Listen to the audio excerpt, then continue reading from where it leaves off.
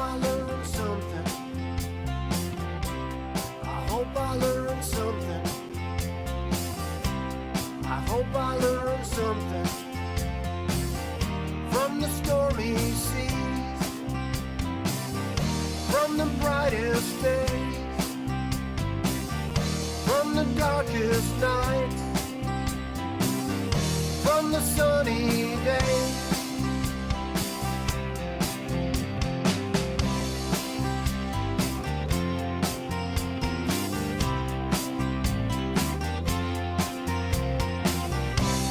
I hope you learned something. I hope you learned something. I hope you learned something from the stormy seas, from the brightest days, from the darkest nights, from the sunny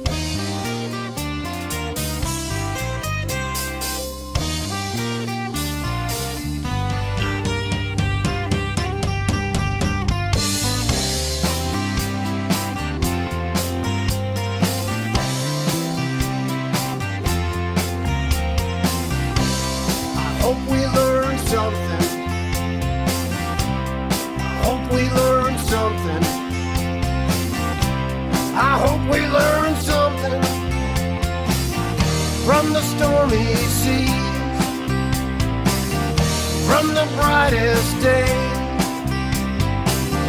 from the darkest nights, from the sunny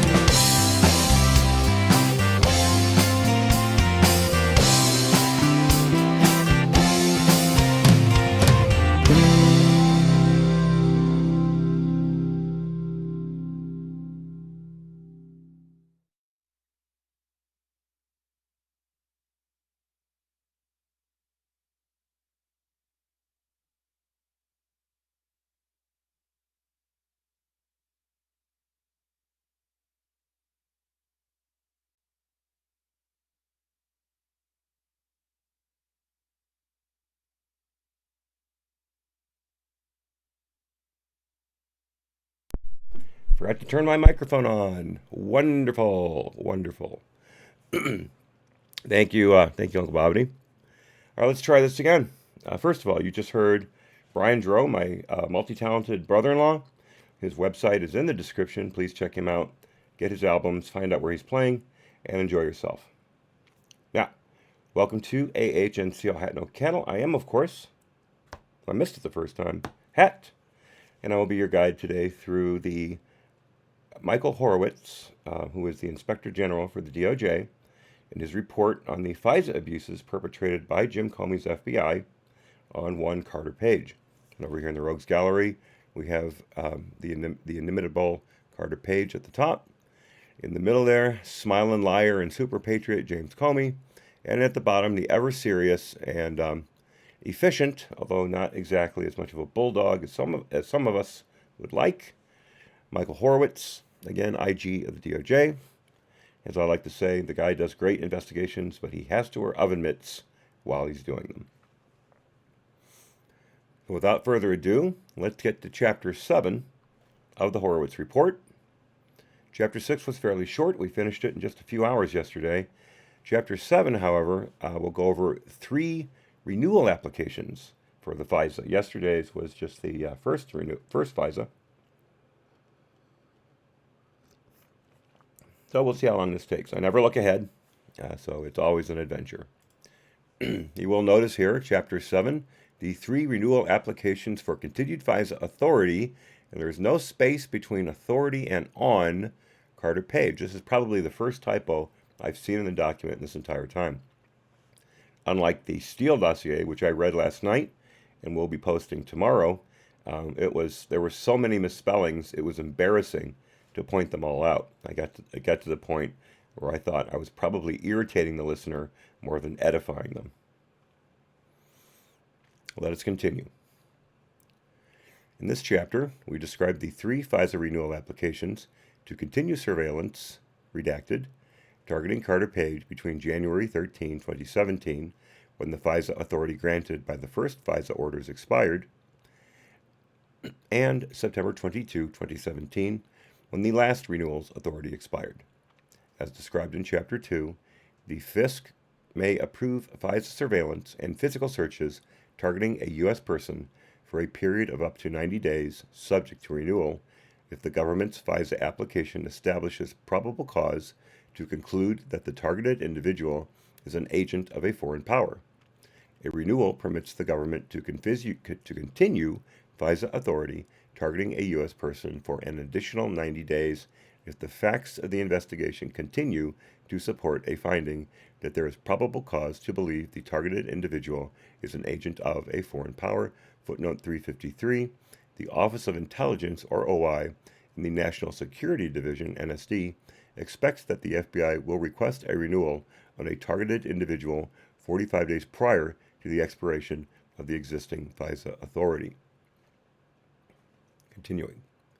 The process to renew FISA authority, including who reviews and approves the renewal application, is the same process as with an initial application, which we described in Chapters 2 and 5.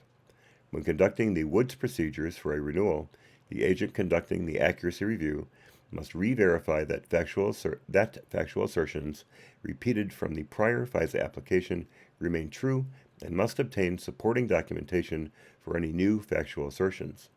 The National Security Division, NSD's Office of Intelligence, OI, relies upon the FBI to accurately update the prior FISA application and conduct the accuracy review to determine whether factual information carried over from the prior FISA application remains true. And as we're going to see quite soon, none of that was actually correct when it comes to the FBI's renewal applications. Excuse me, Claritin isn't doing its job. I'll be right back.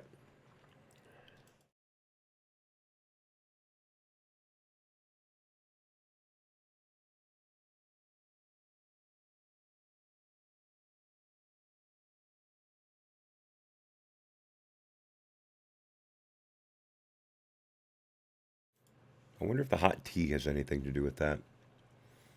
Who knows? Continuing.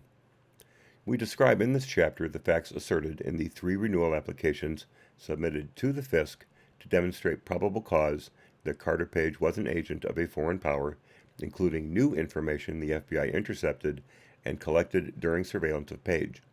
We also describe other factual assertions added to or modified in the renewal applications for the court's consideration. Finally, we discuss the completion of the Woods procedures, including who reviewed, certified, and approved each of the 3 renewal applications, and the court's final orders.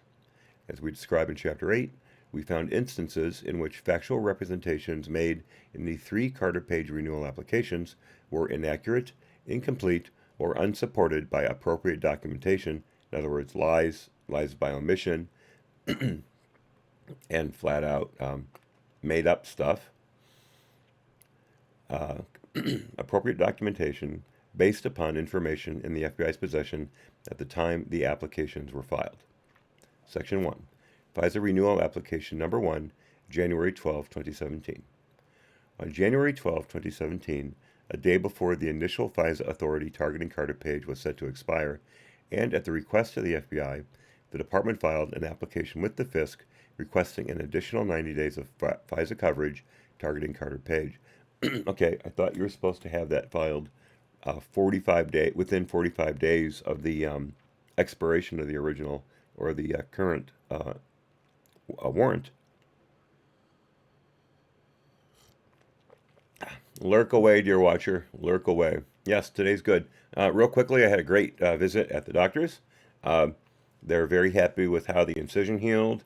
The x-rays look great. They told me that you may notice here, I do not have to wear my vest anymore, my corset anymore around the house, especially when I sleep. It's okay now, but they want me to wear it when I go outside and I'm in the car and things like that. Next year, I'll be starting physical therapy, 2 days in the pool, 1 day out, and each week. And that'll go on, I believe, for 4 to 6 weeks. So life is good. Life is good. Hey, JF, wonderful to see you. Thank you for your well wishes. I really appreciate it. Thank you, Uncle Bobbity, as well. Continuing. A FISC judge reviewed and issued the requested orders, resulting in an additional 90 days of surveillance, redacted, targeting Carter Page from January 13, 2017 to April 7, 2017. Subsection A. Investigative developments and decision to seek renewal.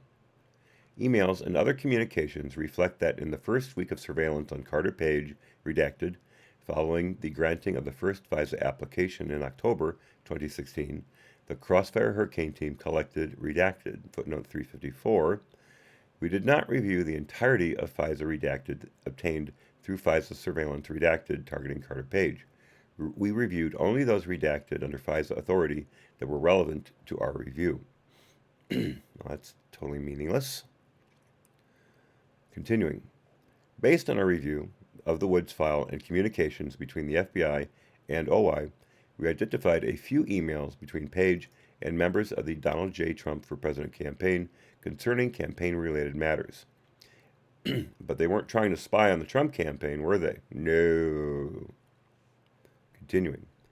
Emails between Supervisory Special Agent 1, also known as Joe Pienka, and Case Agent 1 show that during the initial weeks of FISA surveillance, they discussed several redacted they believe were significant, including references to redacted. The analysts and agents who reviewed the FISA redacted prepared a packet, redacted, that they believe demonstrated Carter Page's contacts with and references to Russia or Russian officials, excuse me, for OI to consider for a renewal application. In addition to reviewing the FISA collection, the team continued its efforts, described in Chapter 6, to assess the accuracy of the information in Steele's election reports. According to the Supervisory Intelligence Analyst, Supervisory Intel Analyst, or should say also known as, who is, of course, the guy with the room temperature IQ, the team had not corroborated the reporting concerning Carter Page's activities by the time of renewal application 1 or subsequent renewal applications, other than confirming Carter Page's travel to Russia in July 2016. Yeah, he went to Russia, but he did not meet Sechin and did not meet Divyakin. Although Divyakin, Page denies meeting him, denies ever hearing of him, but there's no proof one way or the other that he met him or didn't.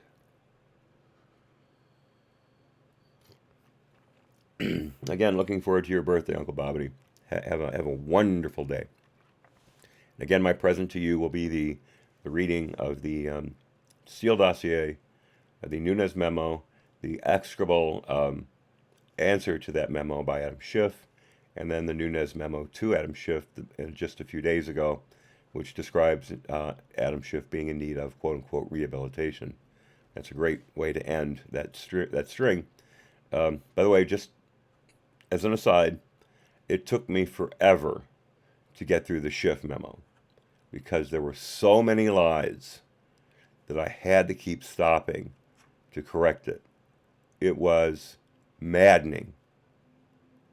First, there were all the misspellings, massive misspellings in the Steele dossier, and then all the lies in the Adam Schiff memo.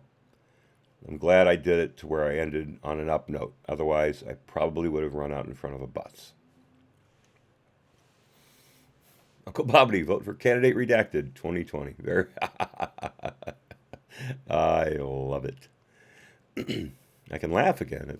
Doesn't bother my throat. Lovely. Continuing. As detailed in Chapter 6 in November 2016, the FBI closed Steele as a confidential human source, or CHS, for his disclosures to Mother Jones concerning his election reports, or dossier, and relationship with the FBI. FBI officials told us that after these disclosures, they continued to assess that Steele was reliable. They said that they viewed the Mother Jones disclosure as a quote-unquote control issue based on their understanding that it was a reaction to the letter then FBI Director James Comey sent to Congress in late October about the Clinton email investigation. As you know, that was the reopening of the mid-year exam investigation when they found all those Clinton emails on the Uma Abedin / Weiner laptop, Anthony Weiner laptop, and the FBI pretended it searched all of them in 3 days and found nothing, when in fact, after a proper search, they found, I believe, at least a dozen confidential emails. And perhaps a couple secret, too. SRS 4859 is in the house. Good morning to you, sir. An earthquake. Goodness gracious. I had not heard anything about it. Well, God bless you're still in one piece and your house hasn't fallen down around you. Uncle Bobby, I won't read that. I'll let that permeate throughout the chat. If anyone watching this later wants to read, it's at 11:47. Excuse me. Don't worry, the throat gets better. It always gets better. Continuing. Then Deputy Director Andrew McCabe recalled that Steele's disclosure to Mother Jones was viewed by the Crossfire Hurricane team as a control issue rather than a reliability issue, and the team was comfortable going forward with seeking a FISA renewal targeting Carter Page. Joe Piecka told us that he believed the reason Steele provided for his disclosure to Mother Jones, quote-unquote, politicized Steele and identified an agenda. Piecka said that after Steele's disclosure to Mother Jones, he thought the team needed to have an independent validation review completed, which we discussed in Chapter 6. As we know, the VMU doesn't like to use derogatory information in their reviews, just the good stuff. So they're completely worthwhile. Excuse me just a moment yet again.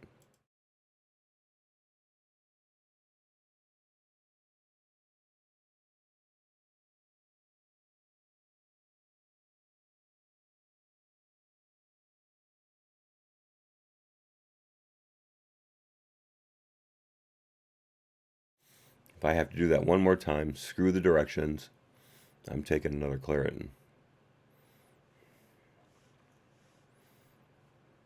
Continuing. However, to further assess Steele's reliability, as described in Chapters 6 and 8, Senior Counterintelligence Division, or CD officials, met with persons with direct knowledge of Steele's work-related performance in a prior position in mid-November 2016, and told us that they were reassured by the fact that the former employer said that Steele had no history of fabricating, embellishing, or otherwise, quote-unquote, spinning information in his reporting, footnote 355. We describe in Chapters 6 and 8 the negative feedback received concerning Steele, including comments about his judgment. We found that the team did not share all relevant details about this feedback with OI. Gee, go figure. Continuing. In addition, FBI officials told us that they were reassured by statements from Department Attorney Bruce Orr, described in Chapters 8 and 9, that Orr believed Steele was never untruthful in his reporting, and he also told the FBI that Steele had an incredible agenda and a real bias against Trump. Somehow that never made it into the reporting either. Continuing. Case Agent One's handwritten notes from a December 2016 Crossfire Hurricane team meeting reflect that the team discussed the information about Steele's prior work-related performance and decided that they, quote, can continue to rely on reporting for FISA, close quote. Case Agent 1 told us he did not recall this discussion or who said that they could continue to rely on Steele's reporting in the next FISA application. Of course you couldn't. Continuing. Before this team meeting, and around 45 days prior to the expiration of the first FISA authority, Case Agent 1 notified the FBI's Office of the General Counsel, or OGC, and OI that the Crossfire Hurricane team was interested in an additional 90 days of FISA authority targeting Carter Page. Case Agent 1 told us that the Crossfire Hurricane team sought a renewal to determine whether Carter Page had ongoing contact with Russia beyond the 90-day period covered by the first FISA orders.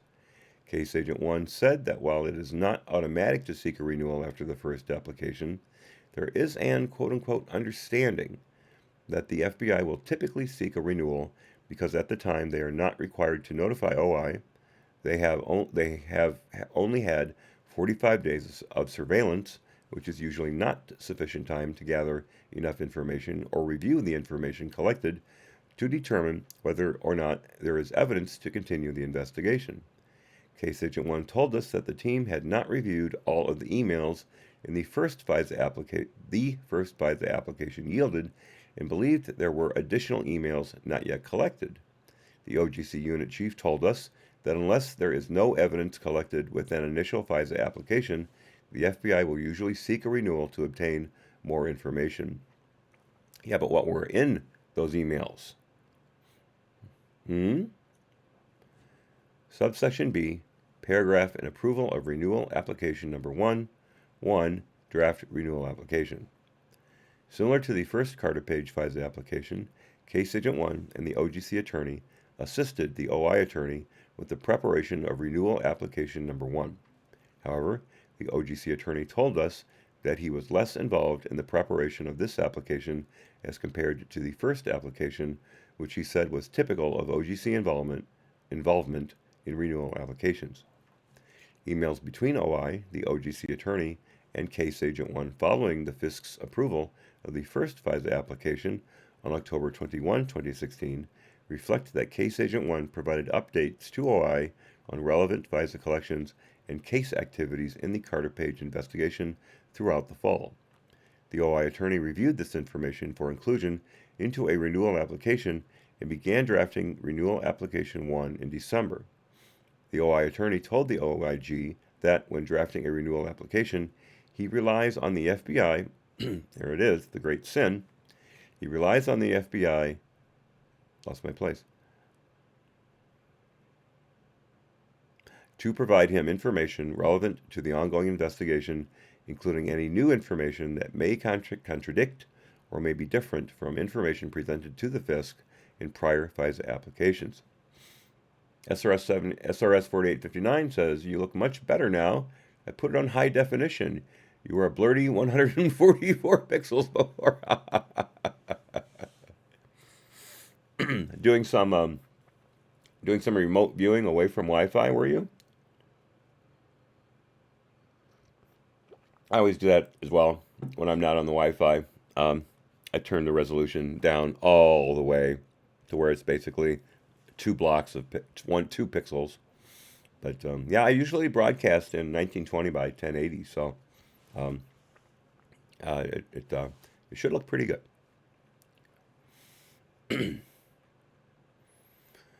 Let's see. Continuing.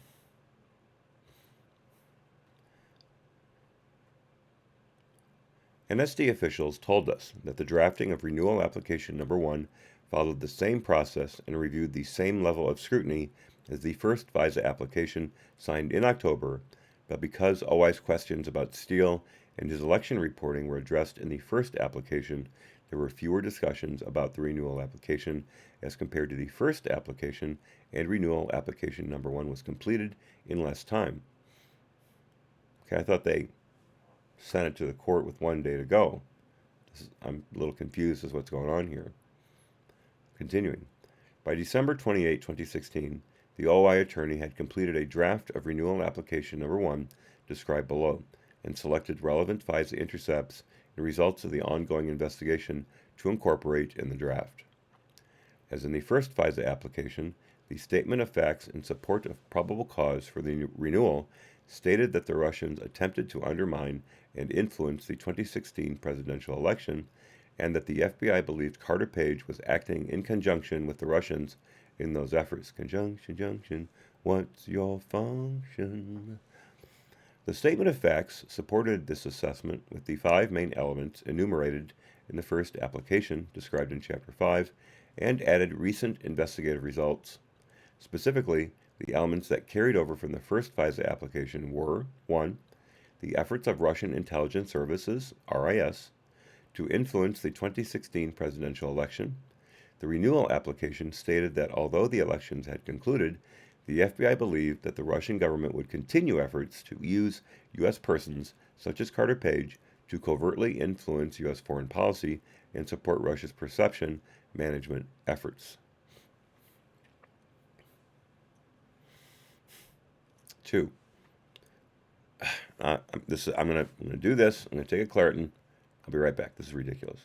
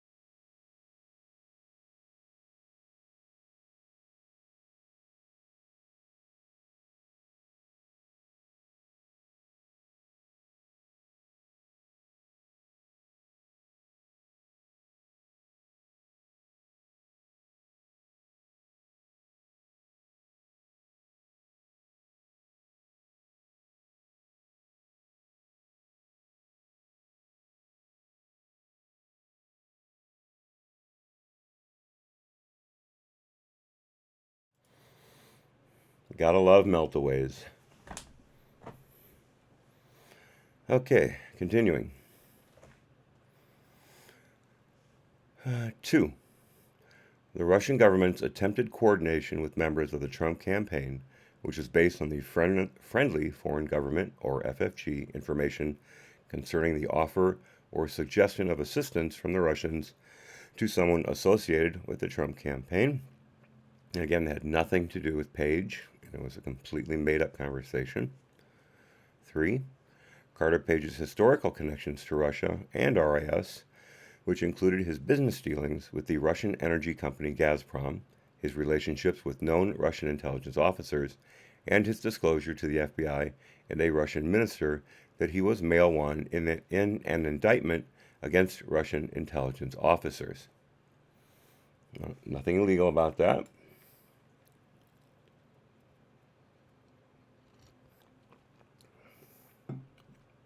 Again, they're basically trampling all over his First and Fourth Amendment rights. And 4. I'm sorry, there's more. 4. Carter Page's alleged coordination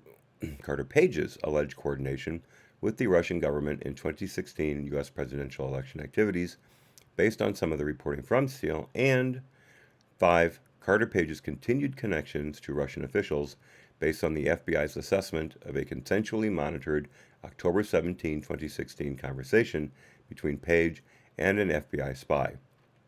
In addition, the recent investigative results section of the application, including references to the following: redacted, next redacted, next redacted, next redacted except for Page traveled, redacted, to Russia in December 2016, redacted, and finally, next redacted, and finally, in December 2016, Carter Page made statements to an FBI spy, summarized in Chapter 10, distancing himself from his October suggestion of establishing a Russian-funded think tank, citing funding issues as a reason, which the FBI assessed was an indication that Page was likely to distance himself from Russia as a result of media reporting that continued to tie Page to Russia. Yeah, all the false media reporting that you guys were leaking. Continuing. The renewal application. let me stop real quickly. Um, the um, uh, the problem with Pelosi saying that she's not going to send the impeachment articles to the Senate. There's a pretty good article on Breitbart that Picasso sent me this morning that was written by one of the lawyers who are also a staff reporter, which said that it doesn't matter if Pelosi sends them or not. The Constitution says that the Senate has the sole authority in trying the case, and even if Pelosi doesn't send the articles over, the Senate can go ahead and vote on them, including voting to dismiss them out of hand. I don't know how accurate this is. This is one article, one person's, I don't know if it's an opinion or learned fact, but it is one thing that I've heard, that Pelosi may not be sitting as pretty as she thinks she is.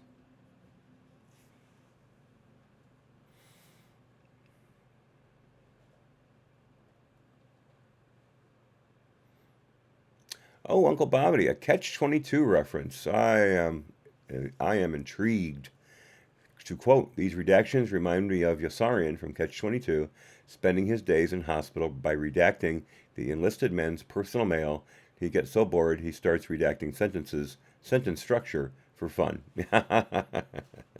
One of the great books of all time. Not a bad movie either. Although the one bit where the character played by Art Garfunkel, where he starts wandering around the streets of where was that, Rome, or was it Corsica? I don't actually remember where they were based out of, but wandering around the streets, and it started to look like a Fellini film at one point. So it was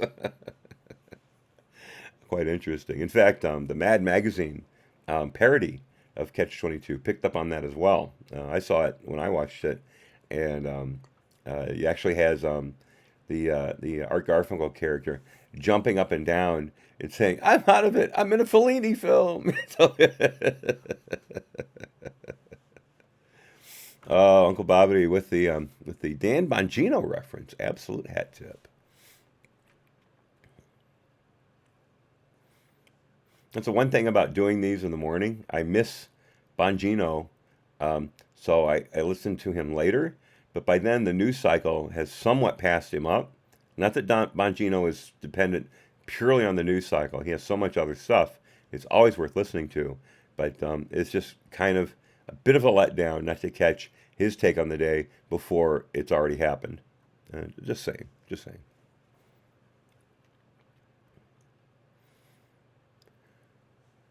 Continuing. The renewal application stated that the FBI believed the recent investigative results demonstrated that Carter Page continued to try to influence U.S. foreign policy on behalf of Russia. The renewal application, like the first FISA application, failed to include information provided to the FBI by another government agency, U.S. government agency, which we know as the CIA, in August 2016, that Carter Page had a prior relationship with the CIA and had provided information to the CIA. Renewal application number 1 included the same information from Steele's reporting that appeared in the first FISA application.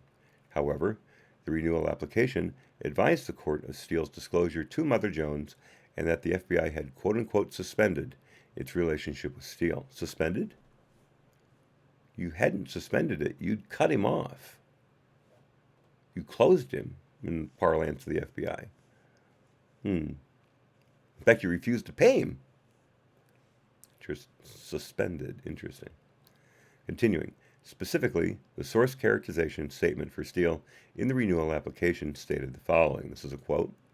Steele is a redacted, that's probably a former spy on the Russia desk with MI6, and also worked in Russia as a spy, in Moscow as a spy for several years.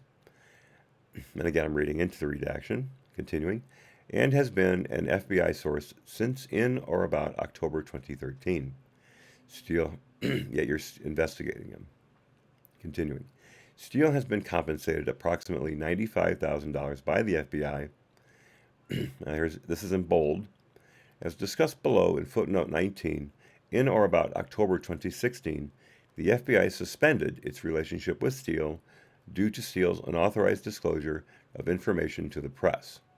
Notwithstanding the suspension of its relationship with Steele, the FBI assesses Steele to be reliable as previous reporting from Steele has been corroborated and used in criminal proceedings. Both utter lies. The validation report of Steele noted, was it the OI report? One of the two noted that his reporting had been minimally corroborated and that none of his information had ever been used in a criminal proceeding. That was an out-and-out fabrication. Continuing. Moreover, the FBI notes that the incident that led to the FBI suspending its relationship with Steele occurred after Steele provided the reporting that is described herein, and the emphasis is in the original. Footnote 357, OI often indicates new information in a renewal application to the FISC by using a bold font. The text from the applications cited in this chapter is cited as it appears in the renewal FISA applications. Continuing. Later in the renewal application, footnote 19 referenced both the Yahoo News article with the unsupported language from the first FISA application unchanged and the Mother Jones article and stated, and again a quote, as discussed above, Steele was hired by a business associate to conduct research into candidate one's ties to Russia, and that of course is Trump. Steele provided the research of his research to the business associate, we're talking about Glenn Simpson and Fusion GPS, continuing, and the FBI assesses that Fusion GPS likely provided this information to the law firm, Perkins Coie, that hired the business associate in the first place. Steele told the FBI that he only provided this information to Glenn Simpson and Fusion GPS and the FBI. Given that the information contained in the September 23rd news article generally matches the information about Page that Steele discovered during his research, the FBI assesses that Steele's association is that Fusion GPS and Glenn Simpson or Perkins Coie that hired for Fusion GPS likely provided this information to the press. Yep, no reason that Steele would have done it. No reason whatsoever. Of course, when you asked him, oh, that's right, you never asked him. Continuing the quote. The FBI also assesses that whomever gave the information to the press stated that the information was provided by a quote-unquote, I'm so tired of this, well-placed Western intelligence source. The FBI does not believe that Steele directly provided this information to Yahoo News that published the September 23rd news article. And then again in bold. In or about late October 2016, hello Lucy, however, after the director of the FBI, stop moving the microphone, sent a letter to the U.S. Congress which stated that the FBI had learned of new information that might be pertinent to an investigation that the FBI was conducting of candidate 2, which of course is Hillary, Steele told the FBI that he was frustrated with this action and believed it would likely influence the 2016 U.S. presidential election. In response to Steele's concerns, Steele independently, and against the prior admonishment from the FBI to speak only with the FBI on this matter, released the reporting discussed herein to an identified news organization. Although the FBI continues to assess that Steele's reporting is reliable, as noted above, the FBI has suspended its relationship with Steele because, Lucy, stop stepping on the keyboard,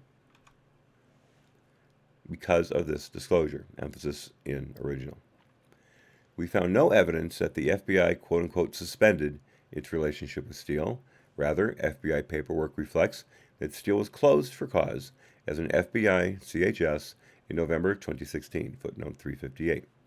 As described in Chapter 6, Handling Agent 1 told us that he informed Steele on November 1, 2016, that it was unlikely that the FBI would continue a relationship with him and that Steele must cease collecting information for the FBI.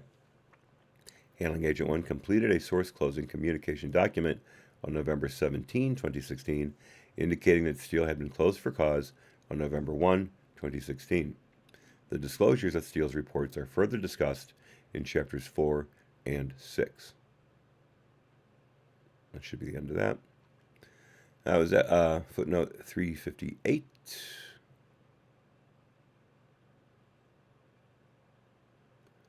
Here we go. Continuing.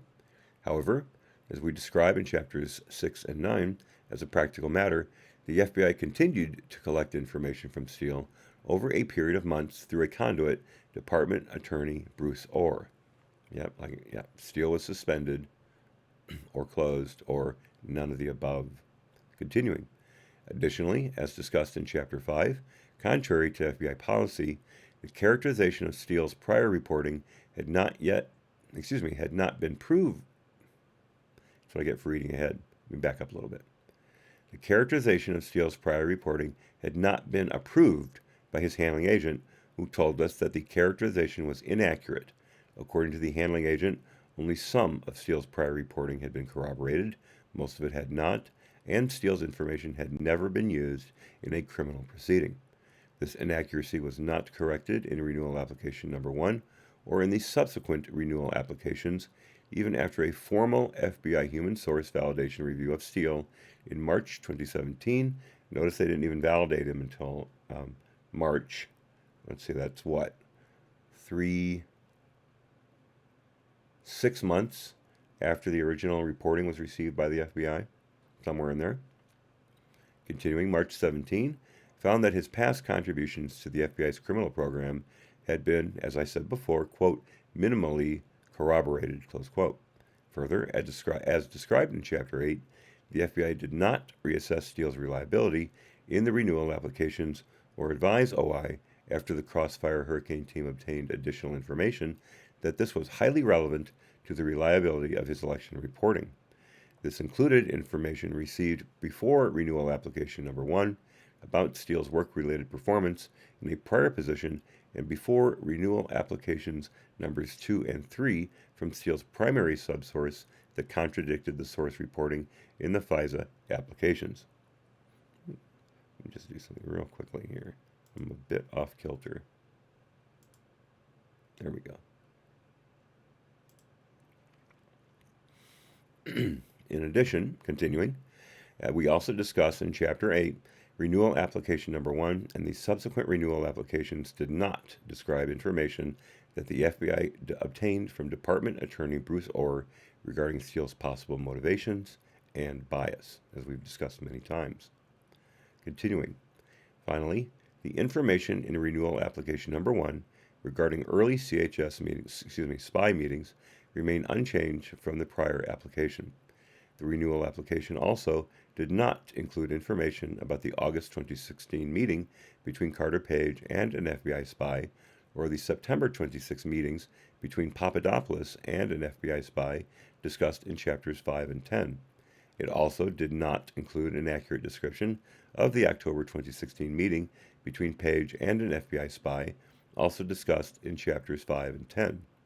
In addition, as described in chapters 8 and 10, renewal application number 1 and the subsequent renewal applications did not include information about an October 2016 spy meeting involving an FBI spy and Papadopoulos, during which Papadopoulos said that he knew, quote, for a fact, close quote, that the Trump campaign was not involved in releasing emails from the DNC.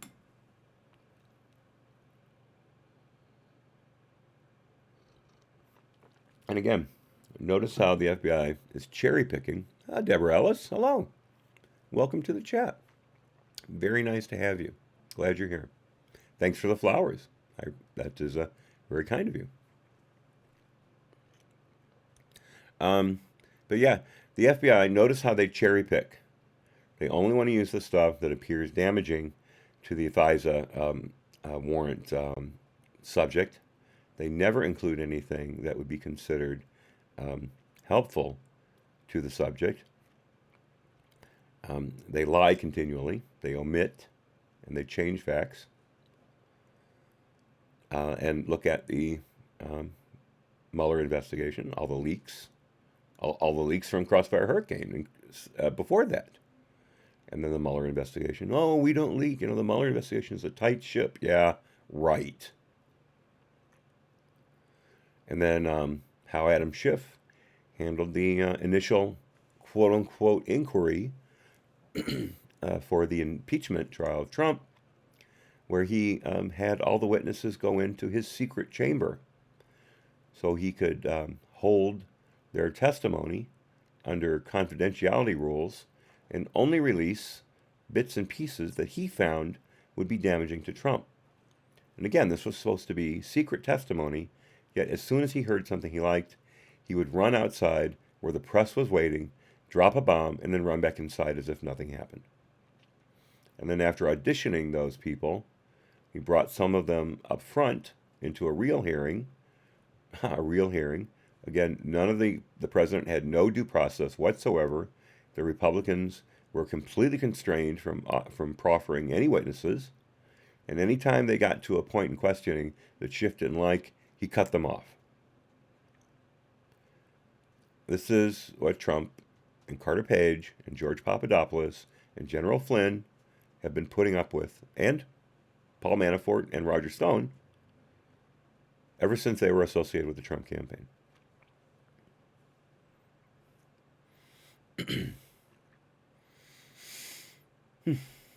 Continuing. 2. Review and approval process.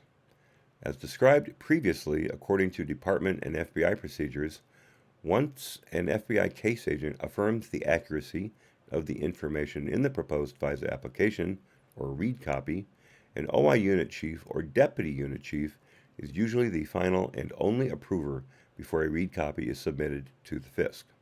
The unit chief or deputy is also usually the final approver who, quote, signs out, unquote, the final application, or cert copy, to the FBI for completion of the Woods procedures and director's certification before presentation to either the Assistant Attorney General, or AAG, of NSD, the Deputy Attorney General, DAG, or the Attorney General for final signature.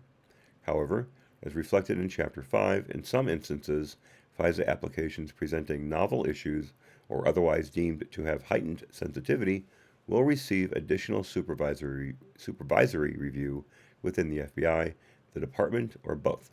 And of course, again, they're relying on the case agent to supply them with correct and corroborated information for them to sign off on. Some of them don't even look at the Woods procedures, or the Woods file, to check on the accuracy. And of course, the Woods file, as we've discussed before, is toothless. You do not have to put in a second source corroborating the source's allegations. You only have to prove that what the source said in the application is what the source said to the FBI. That the FISC allows this kind of stuff to be passed off as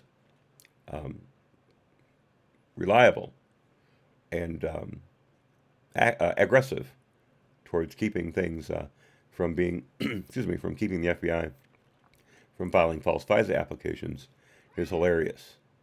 And again, the fact that the FISC has not ever held anyone responsible to them for lying, specifically lying to the court, is just deranged. Hello, Hartley.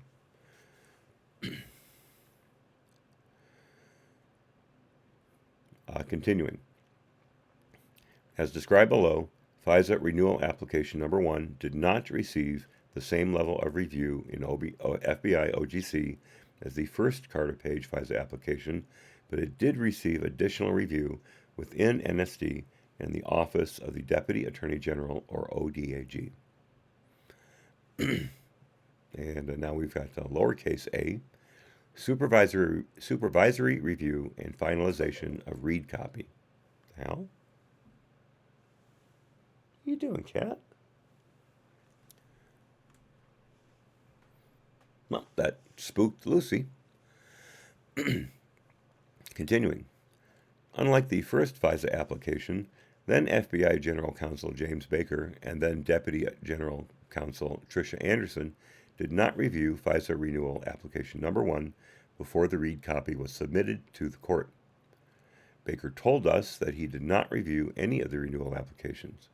He said that, in general, if none of the relevant factual information had changed from the first application and the foreign intelligence purpose for the FISA remained the same, he did not believe it was necessary to review renewal applications. In addition, he told us that, in at least one instance, he did not know that the FBI was planning to seek a renewal on Carter Page until the application was already with the director for certification. Excuse me.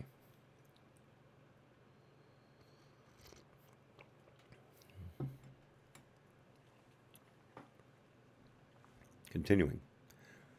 According to the OGC unit chief, OGC is usually less involved in renewal applications because they generally only require updates to the factual information already asserted in the initial FISA application. She said that the interaction on renewal applications mostly take place at the OI attorney and case agent levels. McCabe told us that, as the deputy director, he did not approve requests before they were submitted to OI for FISA application renewals, but he would have been briefed on the collections from the ongoing FISA surveillance. McCabe said that he understood that the first Carter Page FISA was quote-unquote very productive, and the team wanted to pursue a renewal. I hope like hell we find out what they considered very productive. Oh, Deborah, you're on a school bus. Okay. 1:30 our time, or Central, or 1:30 real time, Eastern. Hopefully you'll be able to stay a while longer.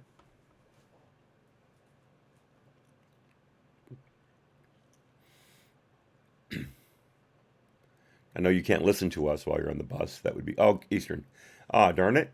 You'll have to leave pretty much right away. I'm sorry to see that. Maybe you'll be able to come back. I don't know how long we'll be here, but it would be lovely if you'd be able to return.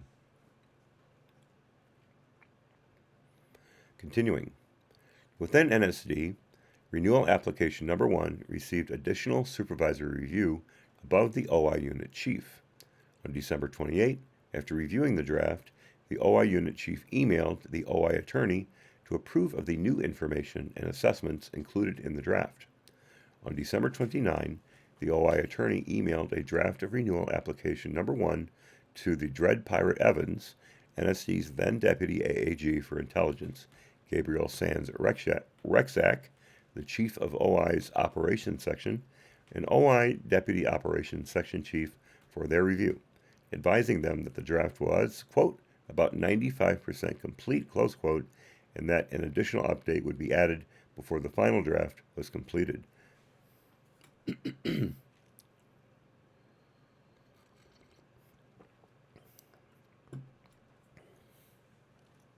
Continuing.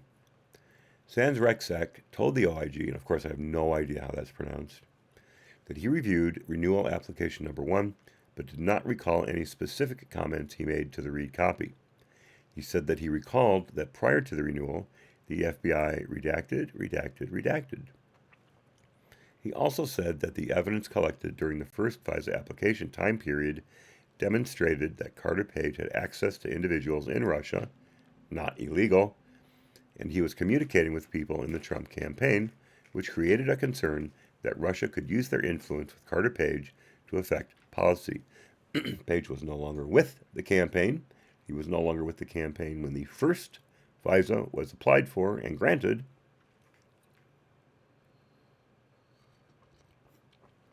So I'd love to see how they're drawing that inference. Continuing. Oh, Piper, come on.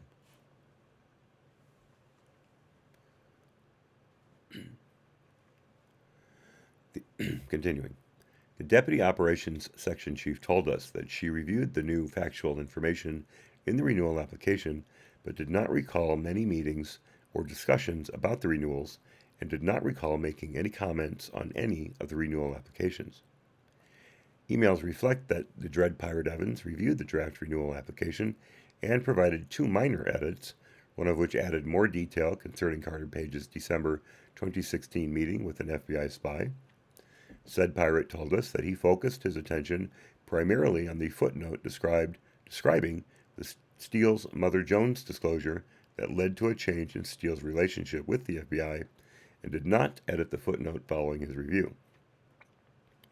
On January 3, said pirate emailed the read copy to NSD's then acting AAG Mary McCord for her review with a request to discuss a few points in the renewal.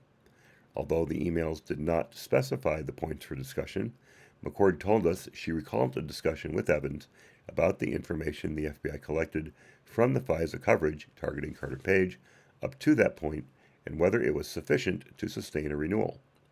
McCord told us she also wanted to make sure that the renewal application described the closure of Steele after his disclosures to the media, which was already included in the read copy she reviewed. Small case B. OAD AG review and approval of read copy. Although not a required step in the FISA procedures, ODAG officials reviewed the read copy for renewal application 1 before it was submitted to the court. And again, they're expecting all of the information to be accurate by the time it gets to them. Similar to the first application, the renewal application was reviewed by Tashina Gahar, the Associate Deputy Attorney General responsible for ODAG's national security portfolio, an OI attorney on detail in ODAG, Principal Associate Deputy Attorney General, PADAG, Matthew Axelrod, and DAG, an all-around bad person, my injection there, Sally Yates, who ultimately approved and signed the FISA application. On December 30, 2016, the OI unit chief emailed the read copy of renewal application number 1 to Gahar and the OI attorney on detail advising that it was 95% complete, quote-unquote, with one question for ODAG to consider. Documents do not indicate that ODAG made any edits to the December 30 draft. The question for ODAG was whether to include an expansion to the particularized minimization procedures, or PMPs, restriction on who could access the FISA collections to include the agents and analysts investigating the ongoing perception management activities by Russia, footnote 359. As described in Chapter 5, the PMPs in the first FISA application restricted access to the information collected through the FISA authority to the individuals assigned to the Crossfire Hurricane team and required the approval of a Deputy Assistant Director or higher before any FISA-derived information could be disseminated outside the FBI, unless, of course, you're a lying, cheating leaker, in which case it's fair game. Continuing. The FISA renewal application included the expanded PMPs, restricting access to the FISA collection to only those individuals assigned to investigate Russia's efforts to influence the 2016 U.S. elections and Russia's attempts at perception management and influence activities against the U.S. On January 4, the OI attorney on detail in ODAG advised OI that the OI attorney had provided a, quote, couple of suggestions which we did not think, and hopefully are not, significant, close quote, and advised that Axelrod would want to review the read copy. We did not find documentation showing the suggestions ODAG recommended for the draft. According to Gahar, the ODAG did not make significant edits or have many questions after it reviewed renewal application number 1. Gahar also told us that she believed the first renewal was significant because it demonstrated that, despite the questions about whether to seek a Carter Page FISA prior to the first application, the surveillance yielded relevant and useful information. Gahar said she recalled that the FISA collection included, among other things, redacted. As with the first FISA application, NSD decided that although it was not a required step, it would not submit the read copy to the FISC until Yates had personally read it and that she was comfortable moving forward. According to Gahar, Yates and Axelrod reviewed renewal application number 1, and following Yates' review, OI submitted the read copy to the FISC. Yates and Axelrod told us that they did not have a specific recollection of reviewing renewal application number 1, but said they may have done so. And again, getting their story straight. so nothing can be hung on them. And we are all expecting Durham to rip them to shreds. I heard somebody say that they're expecting the Durham report in the spring. I'll believe that when I see it, because we were all expecting the IG, the Horowitz report on FISA abuse of Carter Page in May. So, yeah. Section 3. I'm sorry, subsection 3. Feedback from the FISC completion of the final renewal application and Woods procedures and final legal review. On January 10, 2017, the OI attorney advised Dread Pirate Evans and OI management that the FISC judge reviewed the renewal application, had quote-unquote no issue with the application, and would sign the application without an appearance. The day before, the OI unit chief quote-unquote signed out the cert copy of the application and cert memo to the FBI so that the FBI could complete the Woods procedures previously described in chapters 2 and 5 and derided by any right-thinking individual. Continuing. Case Agent 1 was the agent responsible for compiling the supporting documentation into the Woods file and performing the field office database checks on Carter Page and the accuracy review of each fact asserted in the FISA application. His new supervisor at FBI headquarters for the Carter Page investigation, SSA 3, was responsible for confirming that the Woods file was complete and double-checking the factual accuracy review to confirm that the file contained appropriate documentation for the factual assertions in the FISA application. Again, we've discussed what those factual applications really are. Hey, Laura, I was just thinking about you. Literally, about 20 seconds ago, I was thinking about you, hoping that you'd be able to pop up soon. This is wonderful. So glad to see you.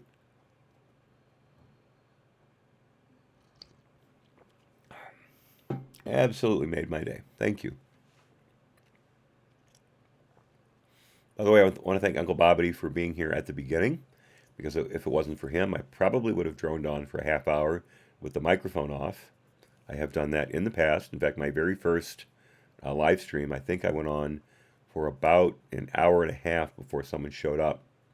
And their comment was, "Why am I not hearing this guy talking?" They referred to me in the third person. Yeah,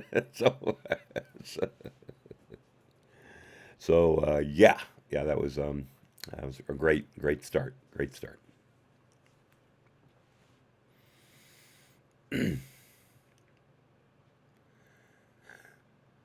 Okay, continuing.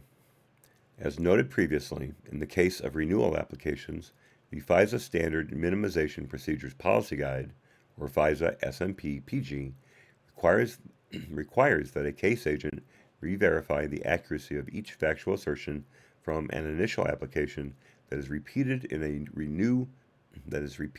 renewal application, and verify and obtain supporting documentation for any new factual assertions that are added to a renewal application. Case Agent 1 did not recall whether he reviewed every factual assertion or just the newly added information when he conducted the accuracy review for a renewal application number 1. Case Agent 1 told us that his general practice on a renewal application is not to necessarily review the factual information carried over from the prior application. He said that if the factual information does not materially change from the prior FISA application, he will review just the newly added information.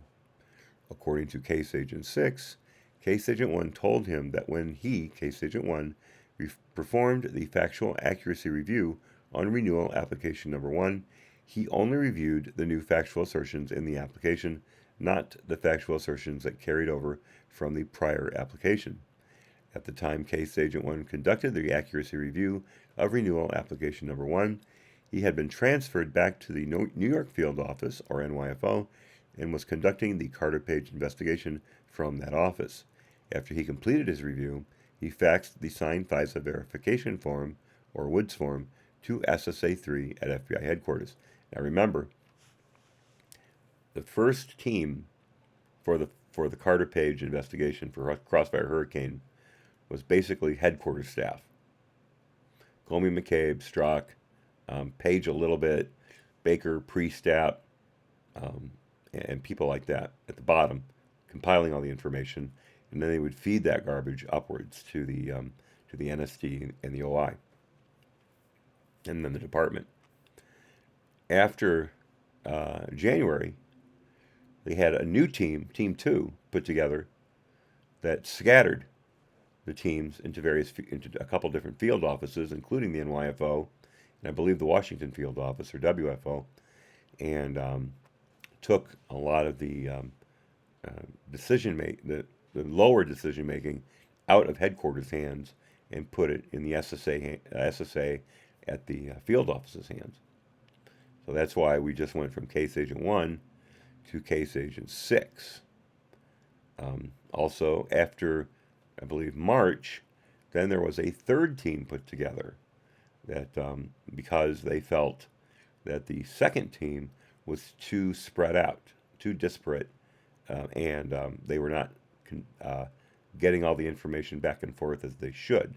So they crushed down the team into a tighter package.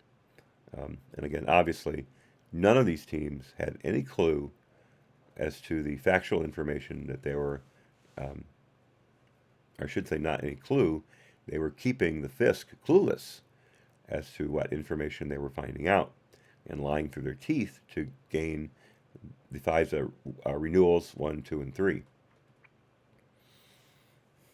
Your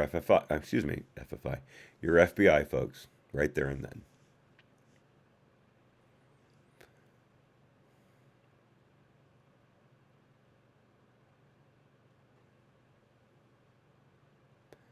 Continuing. SSA 3 reviewed the Woods file at headquarters, signed the Woods form on January 10, affirming the verification and documentation of each factual assertion in the application, and then sent the FISA application package containing the Woods form, cert copy, and a cover memorandum or cert memo to the headquarters program manager assigned the responsibility as the affiant of signing the final application under oath that the factual information was true and correct. And of course, that was just a formality. The person at that level basically never read the file, they only read the memo. If they read anything at all, and then just signed off on it. Comey did that 3 times, and Rosenstein did it the 4th time.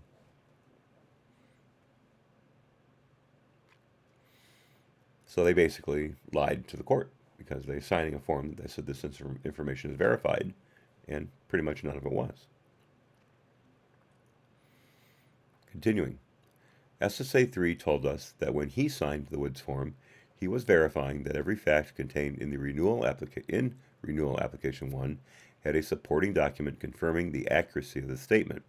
However, like Case Agent 1, SSA 3 told us that when he performs a Woods review, he does not re-verify the factual assertions carried over from previous applications, but only checks the new information, which is noted in bold font.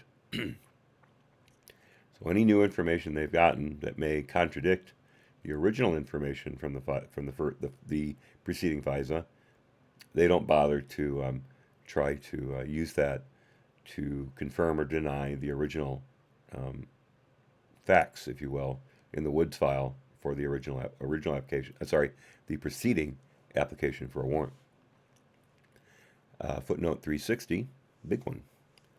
The OIG examined the completeness of the Woods file by comparing the facts asserted in the renewal application 1 to the documents maintained in the Woods file.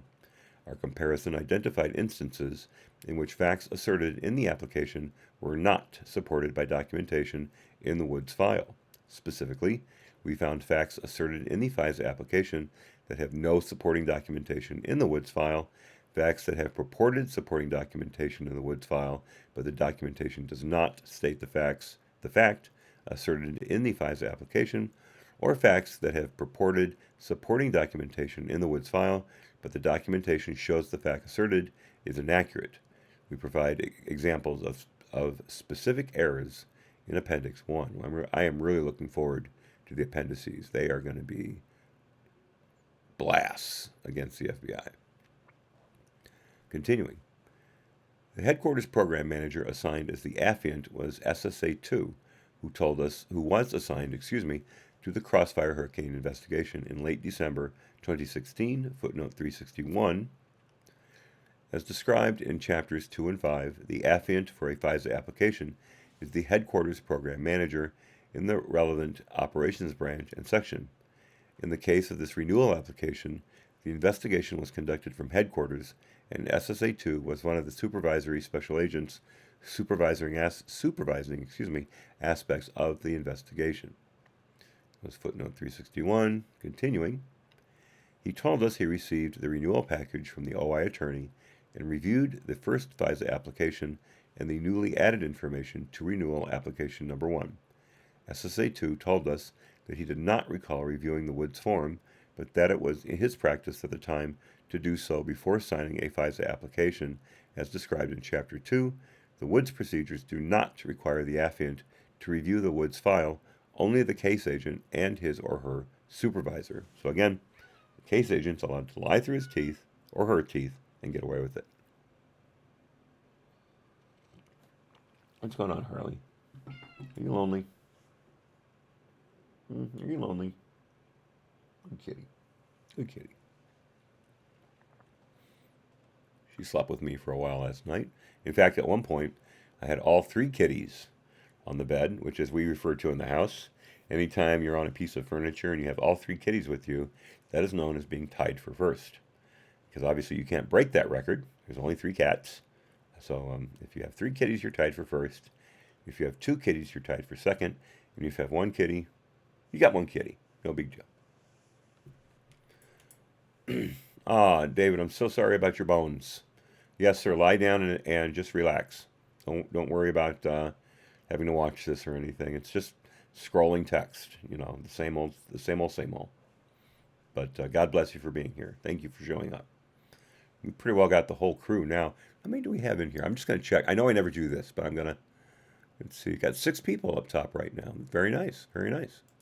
Awesome. And this is during lunch hour, so let's see if we pick up anyone after they come back from lunch and plug in at work. Okay, continuing.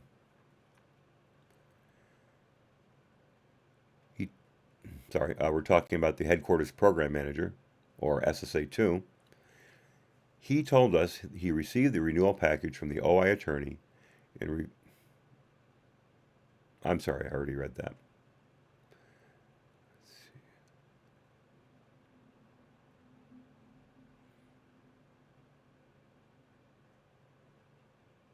Here we go.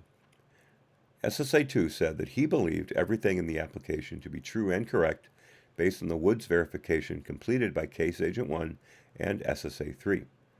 SSA-2 told us that he identified no issues or questions after reviewing renewal application number 1 and signed the affidavit affirming under penalty of perjury that the information in the package was true and correct. Again, we have all these people perjuring themselves in front of a secret federal court, and none of them have been held accountable. Let's remember, we knew all this back when the Nunes memo was released in February of 2018, or was it March? Right around February or March, I believe it was February. And what did the media do? They called Nunes a nut, a conspiracy theorist. They blasted the memo as being completely inaccurate. They everything that was in the memo they said was a lie, that none of it was true. And then Adam Schiff comes along with his memo and again calls everything in the Nunes memo a lie, and the media backs him up. The FISA court had an opportunity right then and there to institute an investigation into that FISA application and the renewals and find out for themselves what had happened. And they did nothing. They did nothing when Mueller was called to the carpet for those 75 agents who lied back during his term, except they created the toothless Woods procedure and Woods file. And I don't know what the FISC is thinking when they allow the FBI to continually use them like a Tinder date without any regard for the truth. It's disgusting that a court would not hold the people using it to a legal standard.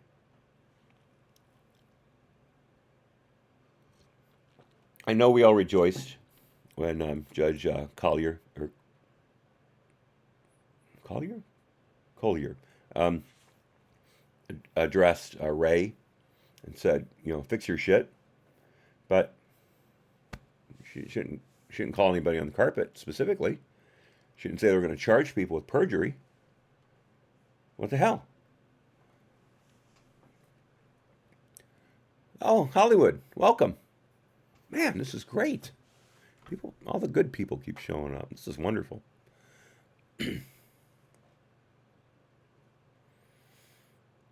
Let's see. True and correct. Continuing, he then submitted the FISA application package to either the OGC attorney or the OGC unit chief for final legal review. As described in Chapter 2, after the affiant signs the affidavit, the application package is submitted to the FBI's National Security and Cyber Law Branch, or NSCLB, for final legal review and approval by both a line attorney and senior executive service level supervisor. Once they approve the application, the line attorney and the supervisor sign the cert memo. The OGC attorney told the OIG that he did not recall, sorry, Senator, I do not recall, reviewing any prior drafts of the application before he received the cert copy on January 10. He said that when he received the cert copy, he focused his legal review on the newly added material. We were advised that the FBI and NSD were unable to locate a fully signed copy of the cert memo that accompanied renewal application number 1, and we were unable to independently determine who reviewed the FISA application package on behalf of OGC's NSCLB. Stupid phone. Shush, Google. Shush. I have nothing to do with you. Go away.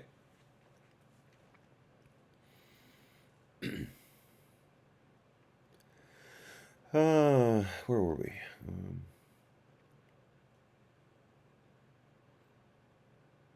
Yeah, how amazing that the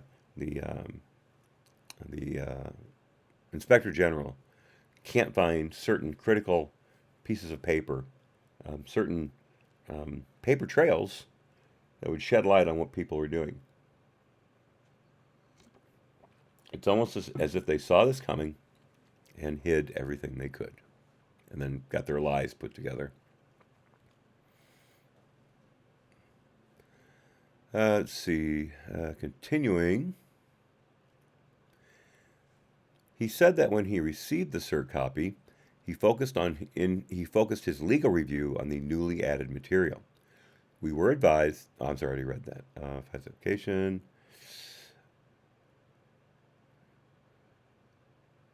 Okay, last sentence in the paragraph here.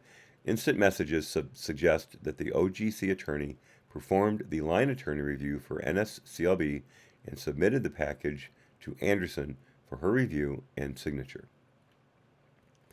4. FBI Director's certification. Comey reviewed and certified the Carter Page FISA renewal application number 1 on behalf of the FBI on January 12. Chapter 2 describes the elements of the certification required by the director or deputy director, including that the information sought through the requested FISA authority is foreign intelligence information that cannot be reasonably obtained by normal investigative techniques and is necessary to protect the United States against clandestine intelligence activities. Comey told the OIG, that he had no specific memory of reviewing or signing any of the Carter Page FISA renewal application packages. Yeah, you are signing off on a spying campaign against a former Trump campaign associate with the express intent of ringing Trump up on some kind of, trumped up foreign influence scam. You found nothing in your first sweep, yet you asked for a renewal, and you continue to find nothing through renewals 2 and 3. And you don't remember signing off on this. Your baby from the beginning. Right. Anybody who believes a word that Comey says probably voted for Hillary.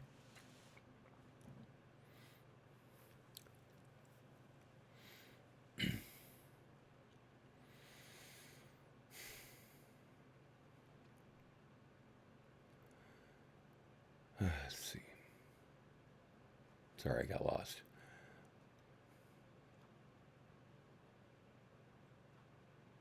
Okay, continuing. As we discussed in Chapter 5, Comey recalled reading the first Carter Page application before he certified it and being satisfied that the application seemed factually and legally sufficient when he read it, and he had no questions or concerns before he signed. Number 5, DAG oral briefing and approval. Yates, the execrable Yates, continuing, did not specifically recall the oral briefing on renewal application number 1. OI's Deputy Operations Section Chief conducted the briefing and told the OIG that she did not recall anyone having any questions about renewal application number 1. Yates told the OIG she did not recall if she read the entire renewal or just the additions and changes. Yates told us, again a complete liar and reprobate, that she did not have any concerns with the FBI seeking renewal authorization for the Carter Page FISA, although she wanted to make sure that the representation to the FISC was that the focus remained on Carter Page. Yates also told us that she had been briefed by McCabe prior to reviewing renewal application number 1 on Steele's closure to his disclosure due to his disclosure to the media. Let me back up a little bit. Wanted to make sure that the representation, this is Yates, to the FISC was that the focus remained on Carter Page. Why did they include the Papadopoulos lie from Alexander Downer in the application?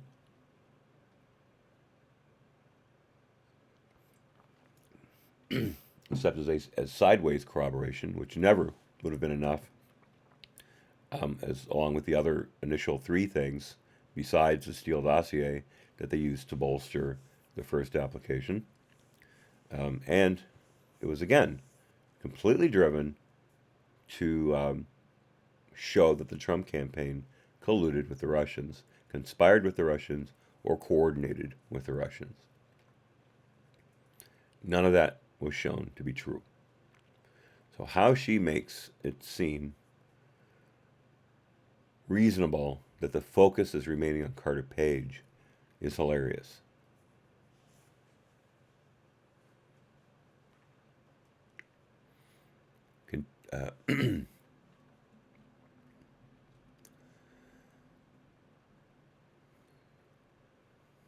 Continuing.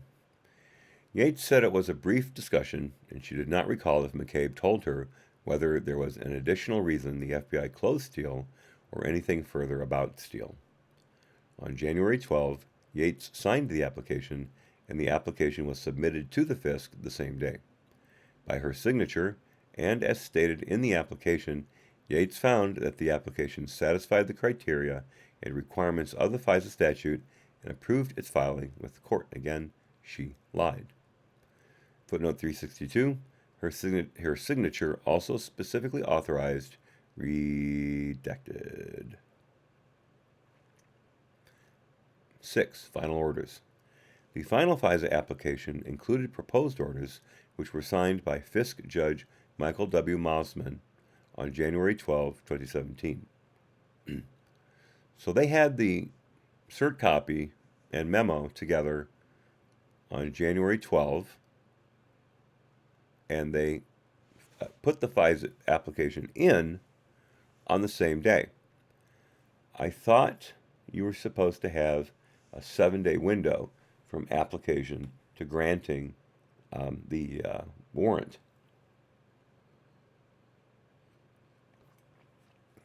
This doesn't mention that they used the expedited lane or whatever the hell they call it, where you can get one put in within hours of submission of the application.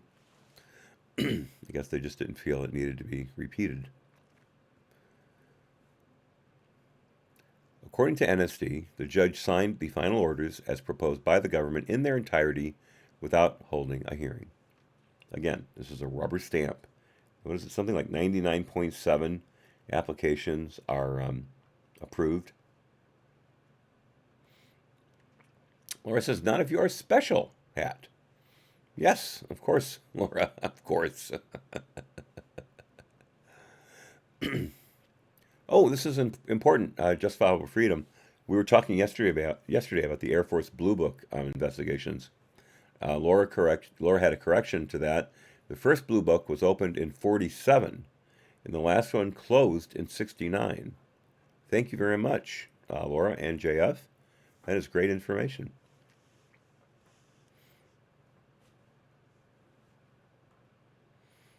Not enough for me to pop a beer like yesterday, but still very good to know. And as I said, the judge signed the final orders without holding a hearing. Continuing, the primary order and warrant stated that the court found, based upon the facts submitted in the verified application, that there was probable cause to believe that Russia is a foreign power and that Carter Page was an agent of Russia under 50 U.S.C. Section 1801b2e. The court also found that the court authorized the requested electronic surveillance, redacted, for 90 days and redacted, necessary to effectuate the electronic surveillance, redacted, that the court authorized. I wonder if they're talking about physical warrants, physical searches. Going into his house without his knowing it, searching his physical mail, things like that. Who knows? Who knows? There's got to be an unredacted version of this coming out someday. And hopefully they'll at least list the redactions as opposed to making us read the whole thing over again. That would be a bear.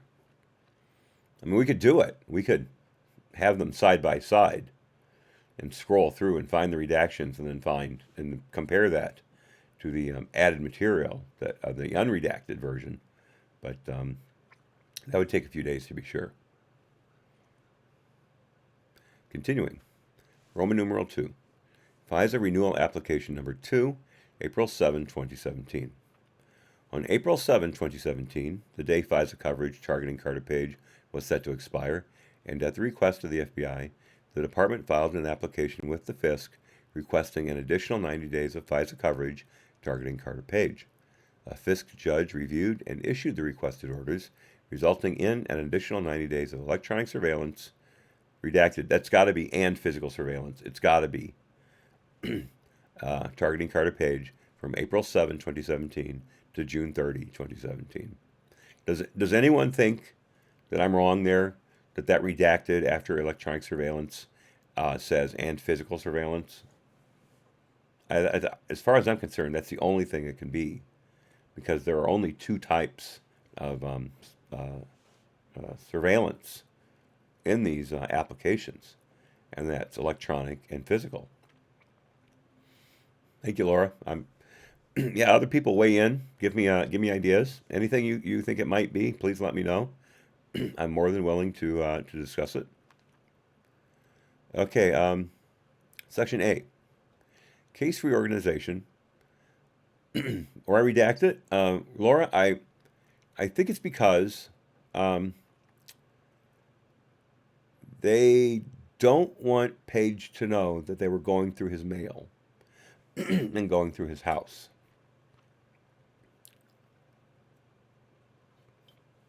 And his business and his PCs and all that.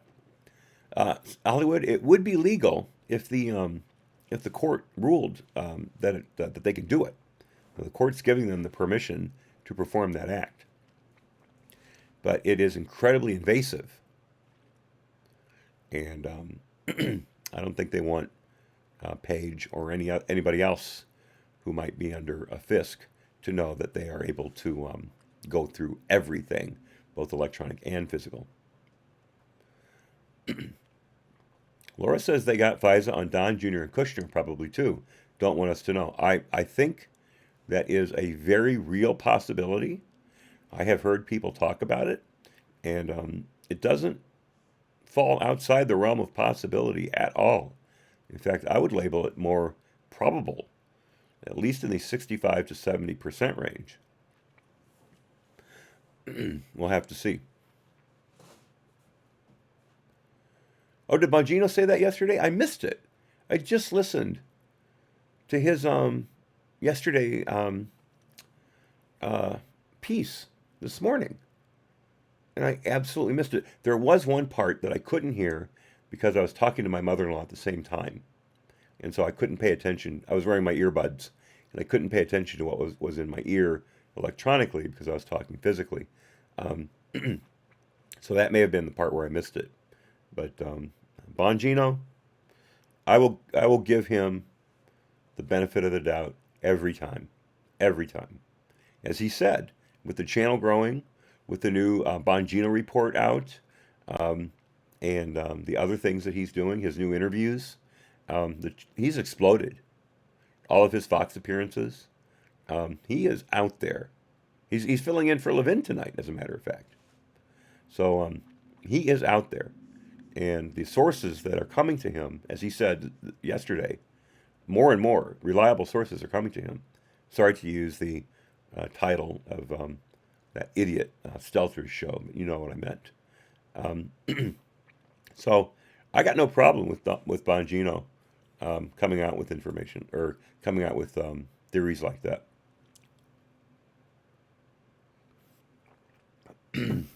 He's always been reliable.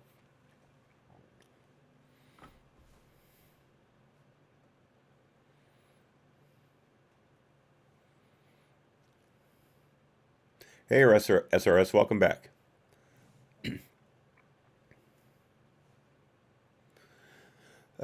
Continuing.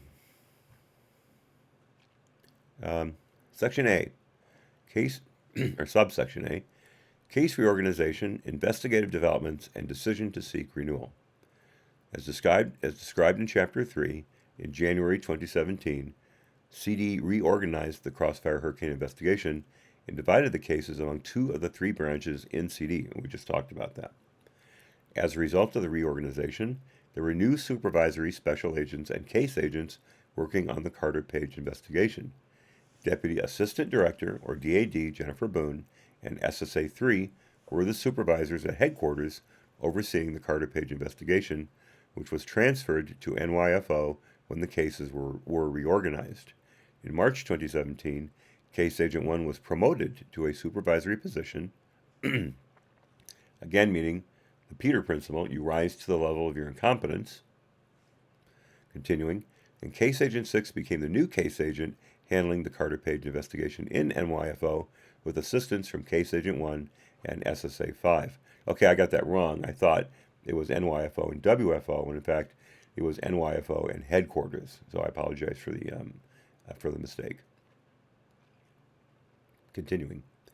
Email communications reflect that the Crossfire Hurricane team continued to review evidence from the FISA collections after the court reauthorized FISA authority in January 2017, targeting Carter Page. In January and February 2017, the FBI provided updates to the OI attorney, which were passed on to his supervisors and ODAG. These updates included 1. Redacted, 2. Redacted, and 3. Page met with an FBI spy regarding Page's think tank idea and wanted help, insight from the spy. Page revealed to the spy that he wanted the think tank to focus on countering anti-Western views on Russia. He also revealed that a senior Russian government official pledged $1 million towards the project. Again, not illegal.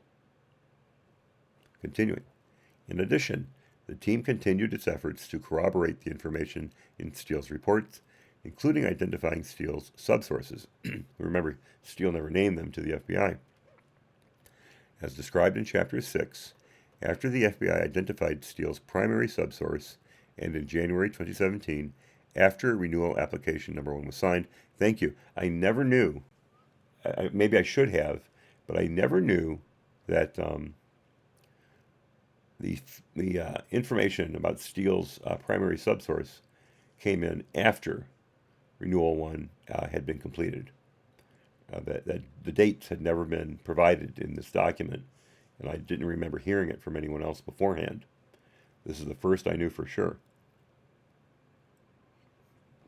If it had propped up previously and I missed it, my sincere apologies for not catching it sooner. It's tea time.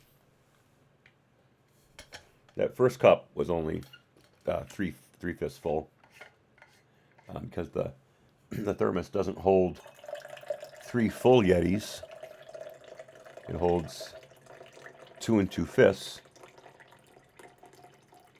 So I had to have a partial glass for the first time. If it had been half, I've been able to make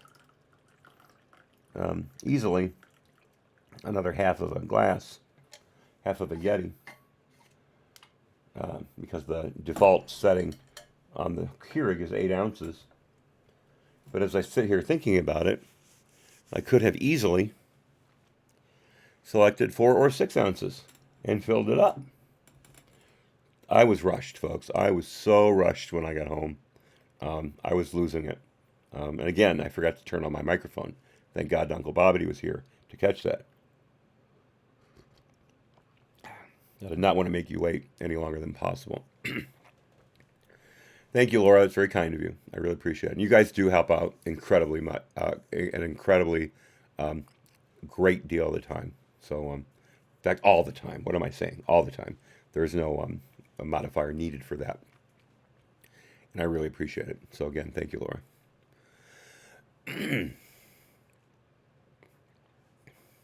Okay, continuing.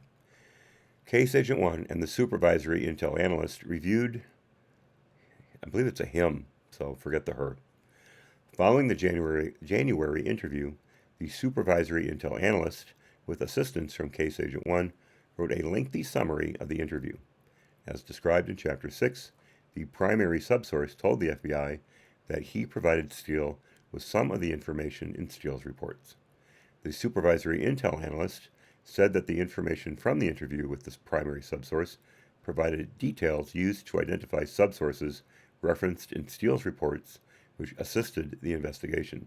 However, in some instances, statements the primary subsource made about what his sources told him and what he then provided to Steele were inconsistent with information attributed to his sources in Steele's reporting, as well as in the first Carter Page FISA application and renewal application number 1. As described in Chapter 8, most team members told us that they either were not aware of the inconsistencies or, if they were aware, did not make the connection that the inconsistencies affected aspects of the FISA applications. Further, Case Agent 1 and the supervisory intel analyst told us that the primary subsource may have been quote-unquote minimizing certain aspects of what he told Steele. Continuing. Further, in March 2017, Case Agent 1 and Case Agent 6 conducted 5 voluntary interviews with Carter Page.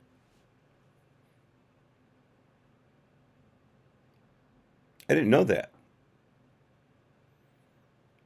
Did you guys know that? That the FBI interviewed Page in March of 17?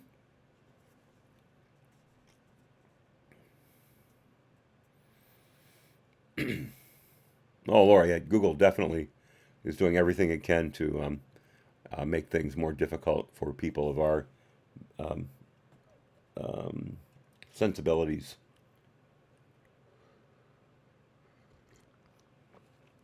DuckDuckGo isn't perfect, but it's easy to use. So I'm happy to have it. I just wish I could use it on my phone. Continuing. Further, in March 2017, I already read that. Continuing.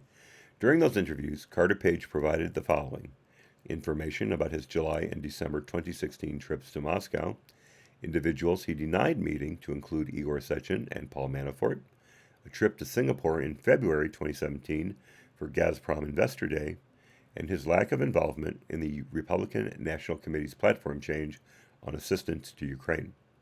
Carter Page also discussed his contacts with Gazprom, his assumption that he was under FBI surveillance, and he denied that anyone from Russia asked him to relay any messages to anyone in the campaign. Carter Page told the agents that he knew he had previously communicated with Russian intelligence officers in New York, but stated his interactions were not a quote-unquote back channel, and he wanted nothing to do with espionage. He said that because of his interactions with these Russian intelligence officers, he knew he was quote-unquote on the books, and understood that this meant RIS considered him a source, witting or unwitting. He also said that in mid-October 2016, while crossing a street in New York City, his cell phone fell out of his pocket and was smashed by a car, resulting in a loss of encrypted communications.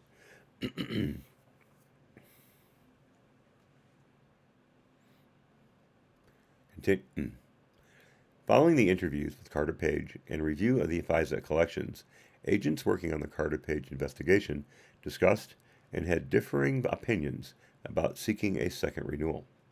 Case Agent 6 told us that although he reviewed the FISA collections when he was assigned to the Carter Page investigation in February 2017, he had not reviewed enough information to make a determination as to whether seeking a renewal was necessary.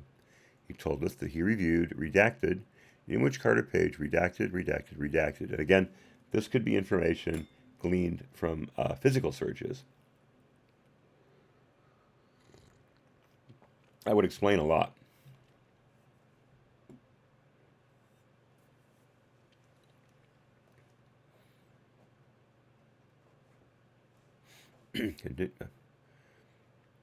Laura just planted a big one in the chat. Did you guys hear that China is planning to launch a fake sun in 2020? Wait a minute. Wait a minute. A fake sun? That would either be one of two things. A big mirror reflecting the sun, or a fusion generator. And I don't remember anyone breaking through the heat barrier connected with fusion generation. That would be amazing. That would be absolutely insane. It is fusion. Oh my God. Oh my God. This isn't good. This is not good. If China has fusion, we are screwed. I'm sorry. I don't even want to think about it. I can't begin to process that information in a logical and unpassionate way. Dispassionate, excuse me. It's not possible. Continuing, with my brain totally scrambled. Case Agent 6 told us that although this email and Page's statement in an interview caused him to question whether it was worth seeking renewal application number 2, he ultimately did not agree with Case Agent 1 and SSA 5, who told him they wanted to continue the surveillance of Page. He also said that he discussed seeking the renewal with his NYFO special agent in charge and did not recall any disagreement about seeking a second renewal from anyone working on the investigation. And again, what's your predicate?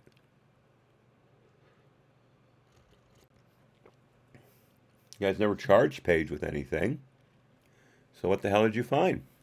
John Hartman, hola, good sir. Hola. ¿Cómo estás?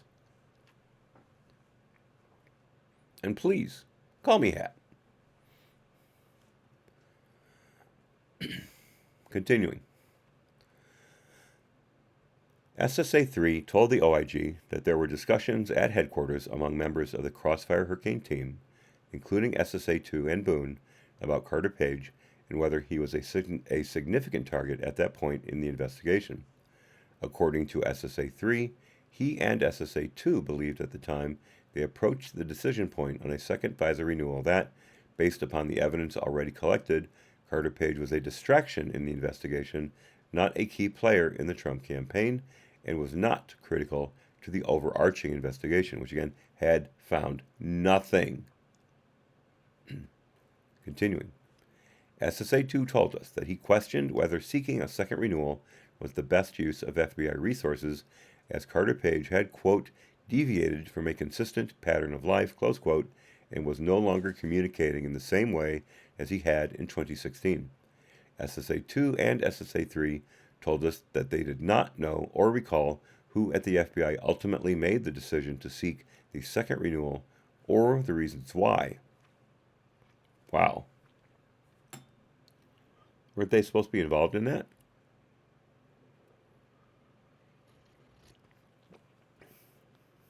Insane. Absolutely insane.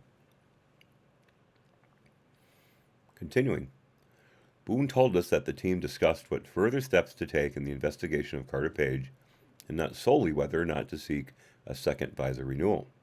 Boone recalled a conversation with SSA 2 about whether a second renewal was necessary, but did not recall if she was directed from management to pursue a second renewal, or if the team decided to seek a renewal after discussing whether it would add any value to the investigation. Boone did not recall who ultimately decided to move forward with renewal application number 2, and available documents do not indicate. Again, I don't recall, and no paper trail. Getting the documents out of the way where they can't be found, if not physically destroyed, and getting your story straight so no one screws anyone else. Because remember, the one criminal referral that came out of this was due to the Dread Pirate Evans coming up with the link between the document he provided to Klein-Smith and the false document that Klein-Smith submitted as part of the fourth FISA renewal application. Or third, FISA renewal application. There weren't four.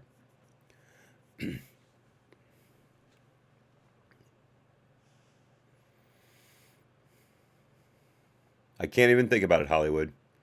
Can't even think about Hollywood. I just can't. Yeah, Alibaba. Fake sun. Will need containment facility. Does not come with containment facility, sold separately. I'm sorry, guys. I just cracked myself up. I apologize. That's not proper. Okay.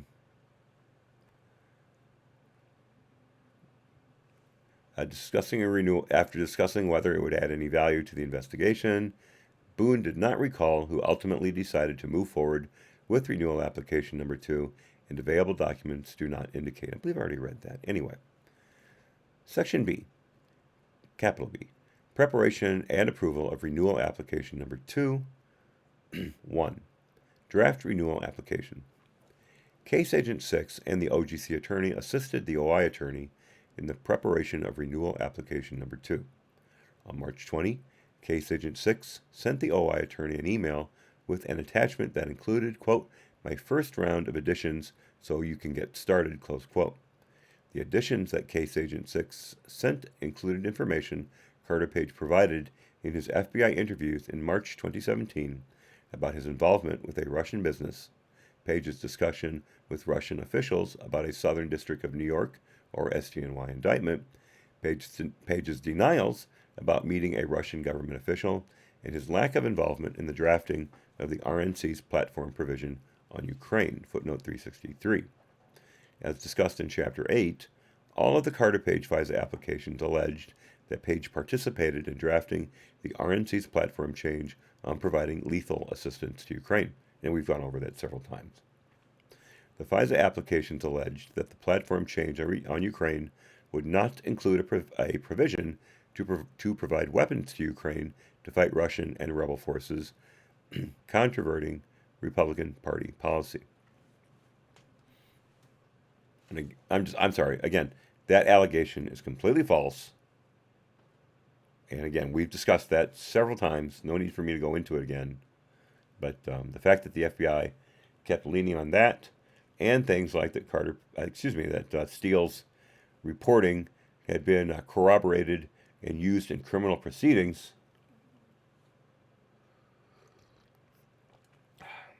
Lies, lies on top of lies.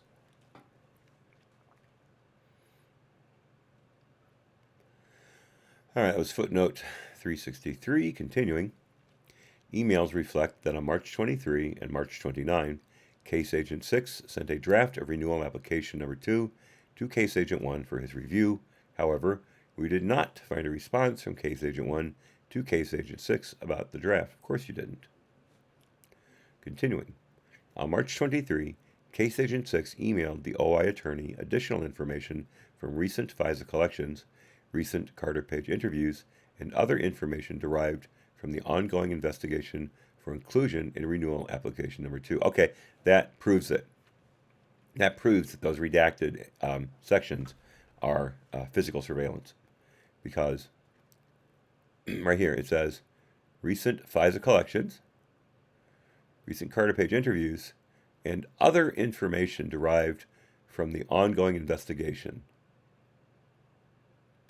They're not saying what we now know, that there was information from physical searches on Carter Page's property. I think, again, I may be wrong, but I think it's a done deal. Continuing, Case Agent 6 did not provide the OI attorney with the written summary of the primary subsources interview in January 2017, but instead included in his March 20 write-up for the OI attorney 2 brief references to aspects of the January interview, neither of which identified the key inconsistencies between the primary subsource and Steele that we address in Chapter 8.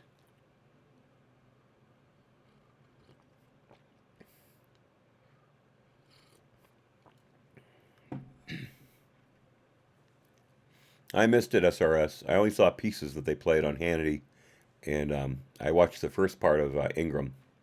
Actually, no, I watched all of Ingram.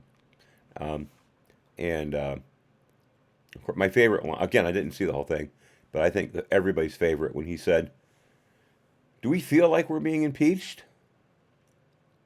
And the place went nuts, laughing and cheering. That was amazing. SRS 4859, Trump defies his biological age.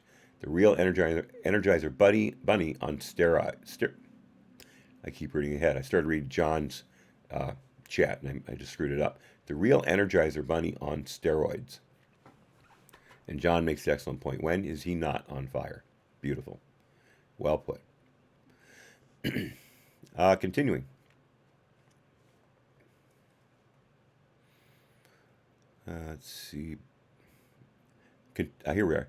The OI attorney completed an initial draft of renewal application number 2 on March 23, and emails reflect that over the next few days, Case Agent 6 and the OI attorney edited the initial draft. On March 29, the OI attorney sent the OGC attorney a draft for his review and advised that, following the OGC attorney's review, the OI attorney would finalize the draft for an, quote, up-the-chain review, unquote. The statement of facts in the draft and final second renewal application contained the same information used to support probable cause as in renewal application number 1.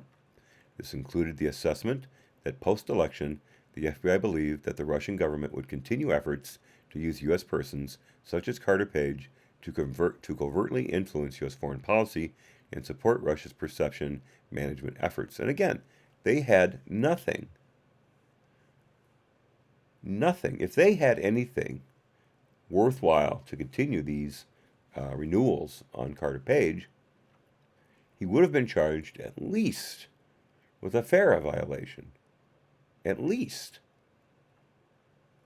Page was the most investigated, except maybe for Manafort, of any of the Trump players that the Mueller team wound up putting in jail, or at least getting guilty pleas from. Page they crawled up his yoo-hoo. And nothing. How is it possible that they kept getting renewals? How? Because they kept lying over and over again to the court. And the court has done nothing about it, except sent a nasty letter to Christopher Wray demanding changes. What are we going to get? An update of the Woods procedures?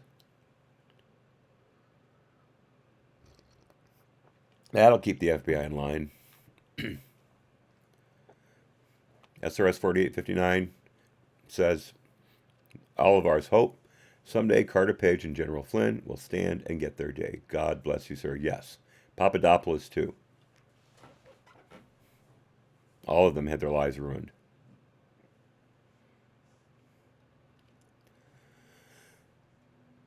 Continuing. In addition, renewal application number 2 advised the court of recent investigative results, including redacted, so that's got to be something from physical searches.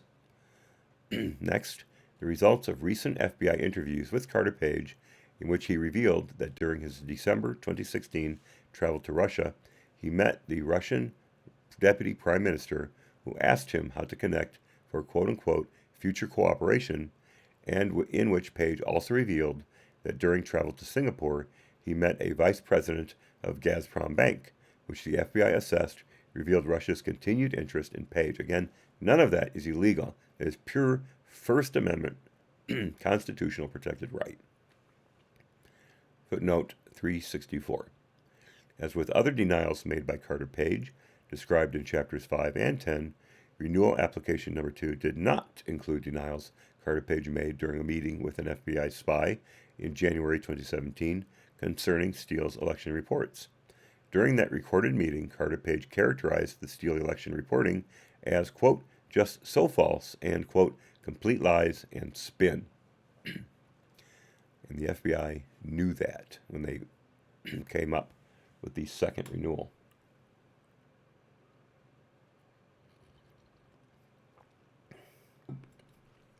Throat's a little unhappy today. Continuing.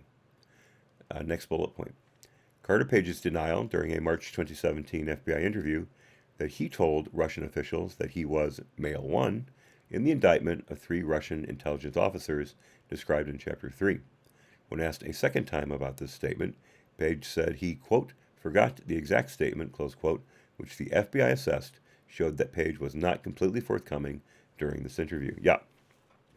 Whenever somebody doesn't remember something completely or in the right order, they lied to the FBI. If they were associated with the Trump campaign. If they're Joseph Misfud or Stephen Halper, and they lie several times to the FBI, they get a pass. Maybe because they're Western agents, even though the press and the FBI kept screaming over and over again that they were Russian assets. And next bullet point is redacted. Next bullet point is redacted. And next bullet point is redacted. And the last one, a February 2017 letter Carter Page sent to the Department of Justice Civil Rights Division's voting section urging the review of, quote, severe election fraud in the form of disinformation, suppression of dissent, hate crimes, and other extensive abuses, close quote, by members of the Clinton campaign, which the FBI assessed was self-serving and untrue. Again, if it went against Hillary, then it was a lie. Continuing. Renewal application number 2 also included a new footnote stating that the FBI conducted several interviews of Papadopoulos, during which Papadopoulos confirmed he met with officials from the friendly foreign government, but denied discussing anything related to the Russian government, which the FBI assessed were misleading or incomplete statements. Again, just subjective. We don't like what you said. You lied to us.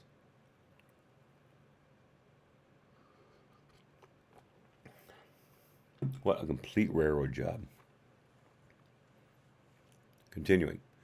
The footnote did not include that Papadopoulos made other statements during these interviews, including statements that minimized Carter Page's role in the Trump campaign, and a claim that Person 1, whom the FBI assessed was the likely source for some of the Steele reporting relied upon in the applications, including the allegations against Page, told Papadopoulos that he, person one, had no knowledge of the information reported in, quote, the recent Trump dossier, close quote.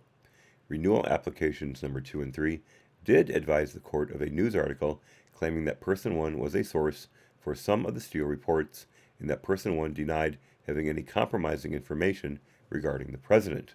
Close. Footnote 365.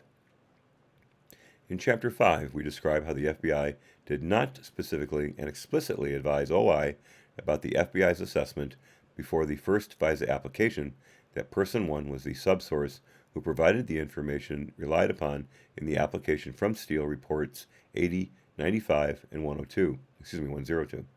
That Steele had provided derogatory information regarding person one, and that the FBI had an open counterintelligence investigation on person one.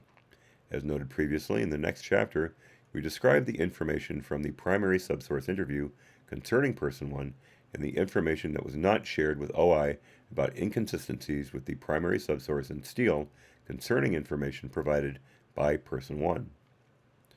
That was footnote 365. Continuing.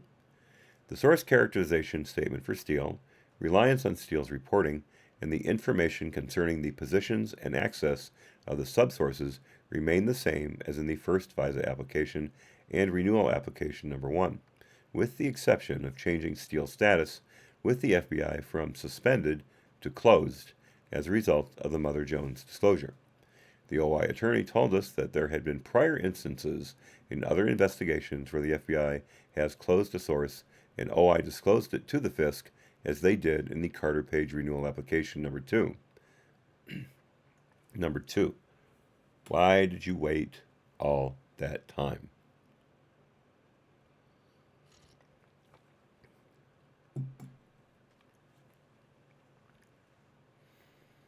Continuing. The OI attorney told us that OI expects the FBI to assess the information provided by a closed source and how closure is liable, and continued to meet with him through Bruce Orr, even though he was closed and it's against FBI rules. Continuing. Finally, the draft and final FISA renewal application number 2 advised the court in a footnote that the FBI interviewed Steele's primary subsource and found him to be, quote, truthful and cooperative, close quote. Redacted.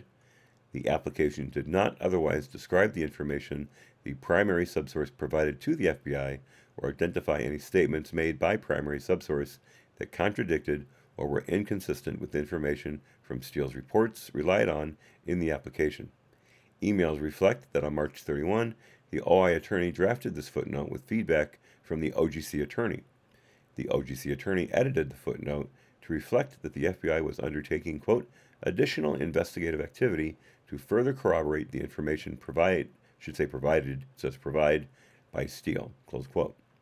The descriptor that the primary subsource was, quote, truthful and cooperative, close quote, was not edited by the OGC attorney, who told us that although he did not receive a full briefing on the interview of the primary subsource, he was present at meetings where the interview was discussed. The OGC attorney said he recalled that he learned during these meetings that the information from the primary subsource, quote, echoed what the reporting was that Steele provided to us, close quote. Again, a complete and total fabrication by the case agent and the people directly above him.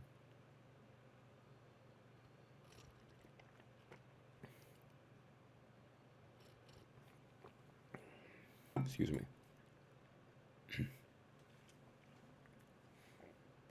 Continuing. We asked why the application did not include the information the primary subsource provided during the interview, and the OGC attorney told us that he did not believe the OI attorney was, quote, looking to provide that level of detail in the application, close quote. Good Lord. Good Lord. 2. Review and approval process. As described below, FISA renewal application number 2 received supervisory review similar to renewal application number 1, including review by NSD supervisors and ODAG. small case a, or lowercase, sorry, supervisory review and finalization of read copy. As with renewal application number 1, Baker told us that he did not review renewal application number 2. Anderson was on leave during this time, and we found no evidence that anyone in OGC above the OGC unit chief level reviewed renewal application number 2. Okay, when Picasso Nose was working, she was near the last part of her career. She was signing off proposals for any spending in the IT organization for $1 million or more. At that level, those applications had to go up to the CEO. What's his name? I can't remember his name right now. It doesn't matter. Anyway, and when someone would be gone, she never took vacation at all. She would always bring her laptop with her whenever she was, quote, on vacation and worked all the time. But when people whose signatures she would need to move this up the chain of command, and she was responsible for every signature. They didn't just sign it and then move it up themselves. She had to take it up the chain of command all the way. At least that's where I remember it. If someone was gone, they had to delegate their quote-unquote signature authority to someone else. So any spending proposals that came through that needed their signature, that person backing up the person on vacation could sign for it. Picasso Nose had to do that several times when she would leave for quote-unquote vacation. Again, she always took her laptop. So why in God's green earth does the FBI allow someone to go on leave and no one in their department reviewed the renewal application number 2? It's as if, well, he's not here, so we don't have to do it. You're FBI, folks. You're James Comey FBI.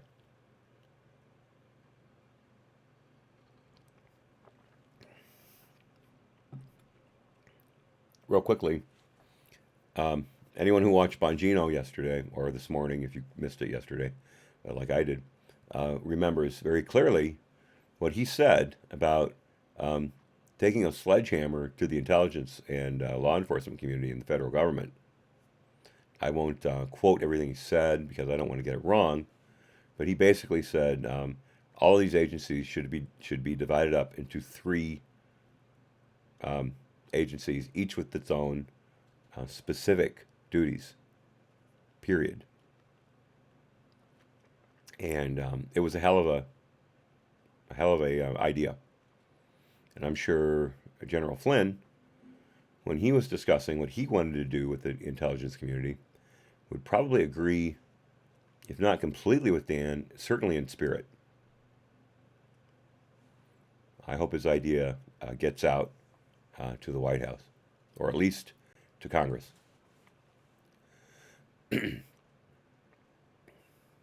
Hey, Watcher, welcome back. Okay, continuing. On March 30, the OI attorney emailed the draft of renewal application number 2 to Evans, the Dread Pirate Evans, Sands Rexack, OI's Deputy Operations Section Chief, and the OI Unit Chief for their review. Sands Rexack, again, I don't know that I'm pronouncing that right, told us that he read renewal application number 2 and did not have any concerns with the probable cause stated in the application.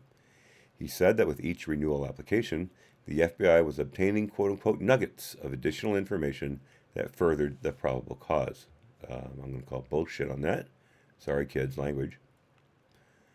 Continuing, the Deputy Operations Section Chief told us that she reviewed this renewal application and may have provided comments, but she did not recall any specific discussion about renewal application number 2. Of course, you wouldn't have taken any notes during those discussions. That would have left a paper trail. Continuing, on April 3, Evans emailed McCord the draft application for her review and advised her that the read copy would be filed with the FISC later that day. Well, thanks for giving her time to review it. Continuing, McCord told us that while she did not have a specific recollection of renewal application number 2. She did recall after the first FISA renewal, there were redacted and more information developed in the investigation. Again, that's got to be from physical surveillance. Quoting, continuing. Specifically, she recalled that the team had developed information confirming Carter Page's July trip, behavior by Page that was, quote, at least suspicious, and that he made self-serving statements. Says you. Couldn't have been statements that were true in order to clear his name. Couldn't have been statements that blew away your narrative because they were accurate. No. They had to be self-serving. Again, whenever there is a judgment call on anyone associated with the Trump campaign, it goes against them. Every time. And if something is said against Hillary, it's a lie. Every time.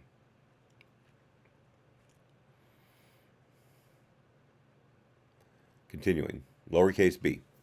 ODAG review and approval of read copy. On January 30, 2017, Dana Bente, again I don't know how to pronounce that, became the acting Attorney General.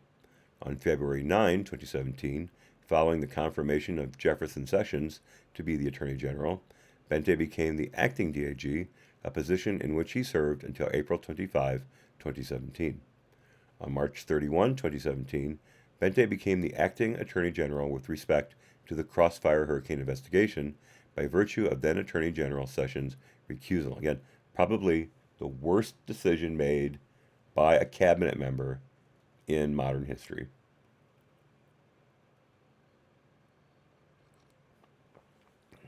If anybody wants to come up with a better example, I'm all ears, all eyes. That's my opinion. Continuing. Some of the personnel in ODAG also changed after January 30, and James Crowell became acting PAD-AG. Gower remained in ODAG, and continued in her position as the Associate Deputy Attorney General responsible for ODAG's national security portfolio.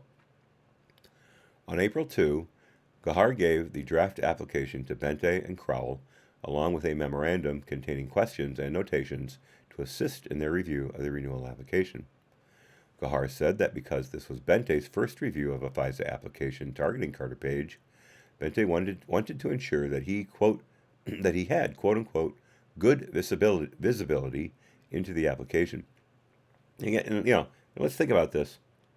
Certainly, the first team after the headquarters team running the Carter Page investigation, it should have been done a lot better the first time around. It was poorly planned and horribly executed. So what you've done is, the first application, you've got one set of eyes, all headquarters people, hand-picked, screwing Carter Page to the wall. Then you have another team with other people looking at the application, yet you're still using Case Agent 1 to put all the information together. So again, you've got an inveterate liar feeding the information to the top. The third team, I don't know if Case Agent 1 was in there or not, but you've got, again, a different set of eyes looking at these FISA applications. So there's no institutional memory. Now, obviously, it was well planned to at least take the investigation away from headquarters. That had to have been done. But all it did was create a schism and balkanize the entire investigation. How in the hell? It's just like the fact that for the 4 FISA warrants, the first one and the 3 renewals, you had a different judge for each one. None of this makes any sense.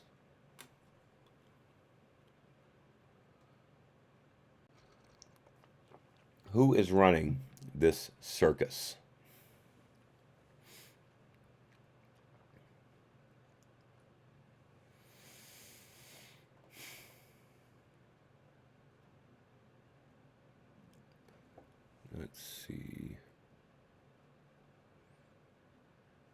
Here we go.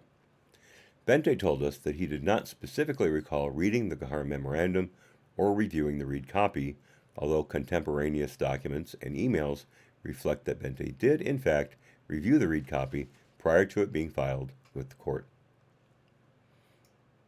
Now, some of this may just be bad memory because this had happened 2 years previously. And it's hard to remember those kind of things when you're doing it all the time.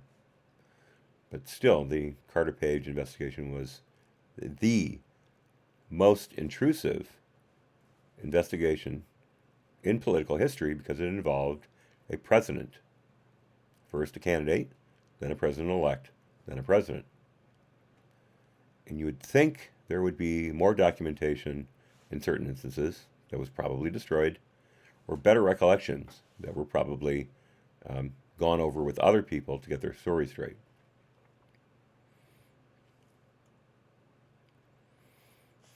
Again, I hope Durham's able to blow through this. We'll see what happens. A stone wall is a stone wall. Sometimes it's hard to get through it. But if he starts rolling people up from the bottom to the top, I have a feeling this log jam's going to break.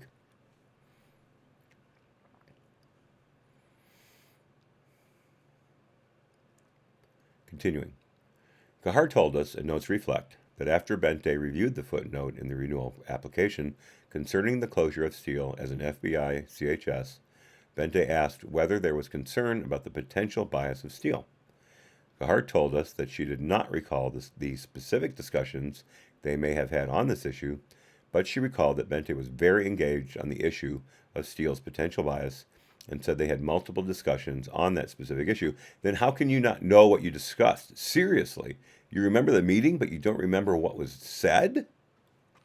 About, again, the most important FISA investigation, at least in the FBI at that time?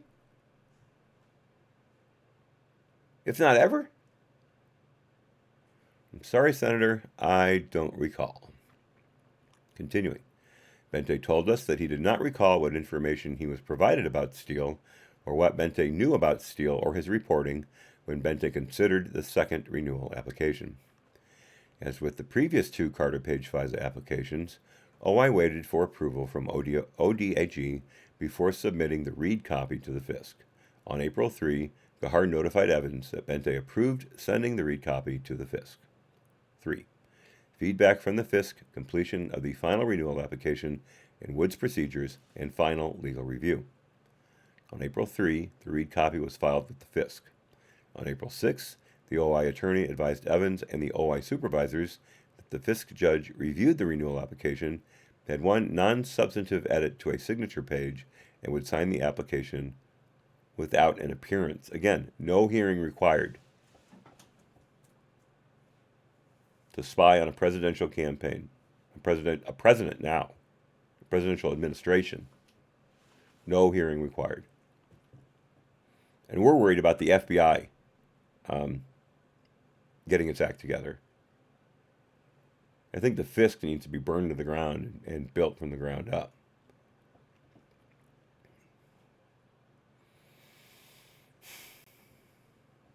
Insane. Continuing. On April 3, the OI unit chief, quote-unquote, signed out the cert copy of the application and cert memo to the FBI so that the FBI could complete the Woods procedures. Case Agent 6 asked Case Agent 1 to assist with the Woods procedures because Case Agent 6 recently joined the investigation and was not familiar with all the historical facts related to Carter Page, as we just discussed. Case Agent 6 provided documents to Case Agent 1, who was the agent responsible for compiling the supporting documentation into the Woods file and performing the field office database checks on Carter Page and the accuracy review of each fact asserted in the FISA application. SSA 5 was responsible for confirming that the Woods file contained appropriate documentation for the factual assertions in the FISA application. Again, no one did their job regarding the Woods procedures or the Woods file. As noted previously, Case Agent 1 told us that his general practice on a renewal application is not necessarily review the factual assertions carried over from the prior application. Garbage in, garbage out. Continuing. He said that if the factual information does not materially change from the prior FISA application, he will just review the newly added information. However, in this case Agent 1 told us that he was, quote, pretty sure, unquote, he reviewed the factual assertions from the prior renewal application in addition to the new factual assertions to confirm the Woods file contained the appropriate documentation for renewal application number 2, footnote 366. As we noted previously, according to Case Agent 6, Case Agent 1 told him that when he, Case Agent 1, performed the factual accuracy review on renewal application number 1, he only reviewed the new factual assertions in the application, not the factual assertions that carried over from the prior application. Case Agent 6 told us that they did not discuss how Case Agent 1 performed the factual accuracy review on renewal application number 2. And that was footnote 366. Continuing. After Case Agent 1 completed the Woods process, he signed the Woods form and gave the Woods form and Woods file, I'm tired of saying the word Woods file to SSA 5, who was his supervisor in NYFO.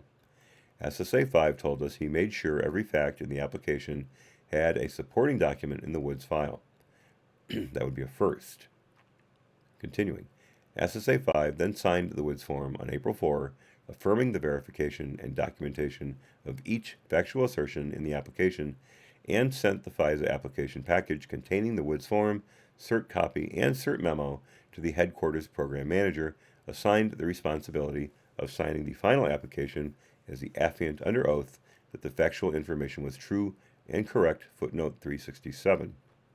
The OIG examined the completeness of the Woods file by comparing the facts asserted in the renewal application number 2 to the documents maintained in the Woods file. Our comparison identified instances in which facts asserted in the application, here we go again, were not supported by documentation in the Woods file. Specifically, we all can recite this by memory now. We found facts asserted in the FISA application that have no supporting documentation in the Woods file, facts that have purported supporting documentation in the Woods file, but the documentation does not state the fact asserted in the FISA application, or facts that have purported supporting documentation in the Woods file, but the document shows the fact asserted is inaccurate. We provide examples of specific errors in Appendix 1. That's pretty much a direct quote of the Woods file description from renewal number 1. A direct quote.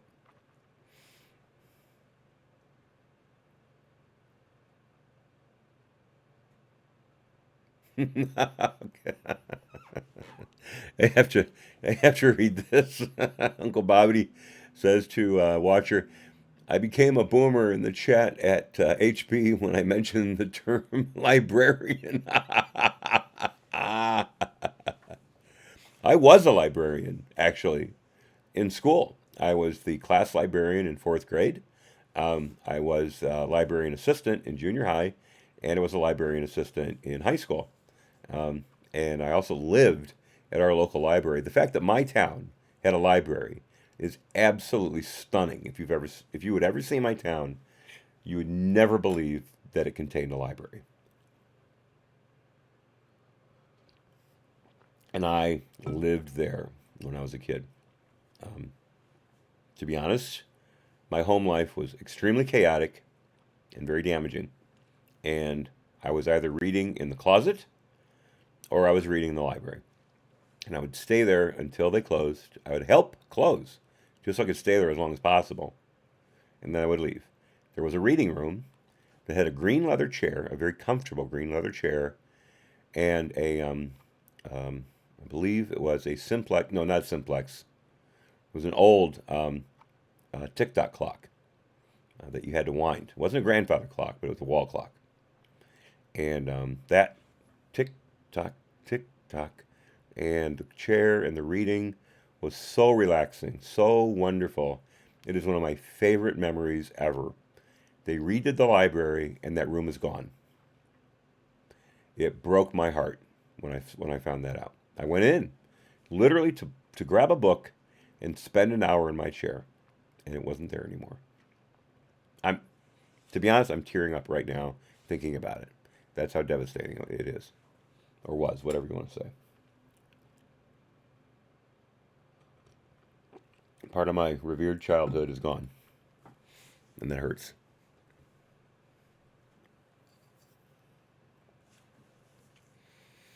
All right, that was a very bizarre tangent. I apologize. Let's see. That was footnote 367. Continuing. As in the case of renewal application number 1, SSA 2 served as the affiant for renewal application number 2. SSA 2 told us that he reviewed the newly added information in renewal application number 2 and identified no issues with any of the information in the application. SSA 2 told us that he believed everything in the application was true and correct. SSA 2 told us that he did not recall reviewing the Woods form, but that it was his practice at the time to do so before signing a FISA application. As described in Chapter 2, the Woods procedures do not require the affiant to review the Woods file, only the case agent and his or her supervisor. After doing so, SSA 2 signed the affidavit affirming under penalty of perjury that the information in the package was true and correct before he submitted it to an OGC attorney. Again, garbage in, garbage out. These people could not do their job to save their lives. In fact, the only way they could do their job was to ruin lives. I refuse to accept that 99% of the rank and file at the FBI are true and proper people. I refuse to accept that. I'm sure the percentage is high. I'm sure there are certain field offices that have an incredible manager, an incredible SSA, or ASAC, I should say, excuse me, and terrific agents. But the people associated with this event and with with Crossfire, with mid-year exam, excuse me, the people associated with mid-year exam, Crossfire Hurricane, and the Mueller investigation, they're all pieces of shit, in my opinion.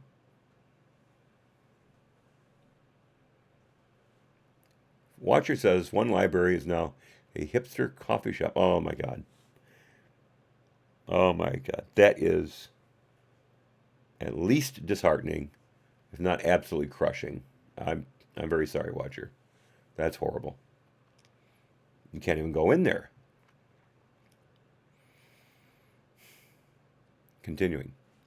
The OGC attorney said that while he was aware of the FBI seeking renewal authority for the Carter Page FISA, he had less awareness of the specific issues in renewal application number 2 and did not recall reviewing any drafts other than the cert copy. We were advised that the FBI and NSD were, okay, get ready for this, unable to locate a fully signed copy of the cert memo that accompanied renewal application number 2, and we were therefore unable to independently determine who reviewed the FISA application package on behalf of OGC's NSCLB. Exactly the same thing that happened with renewal number 1. Exactly. They really got together and destroyed evidence. There's no other way to put it. They had to have. Number 4, FBI Director's Certification. Comey signed the FISA renewal application number 2 on behalf of the FBI on April 5, 2017, certifying that the information sought was foreign intelligence information that could not reasonably be obtained by normal investigative techniques and was necessary to protect the United States against clandestine intelligence activities. Again, a complete and utter lie. You had 5 interviews with Carter Page. He told your people everything. And they described it as self-serving, or one of them as basically a lie.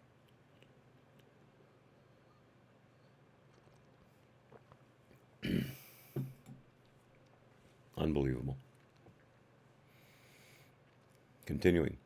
Although Comey did not specifically recall reviewing FISA renewal application number 2 for reasons described in Chapter 5, Comey told us that he reviewed the first Carter Page application and was satisfied that the requested FISA authority had a sufficient foreign intelligence purpose.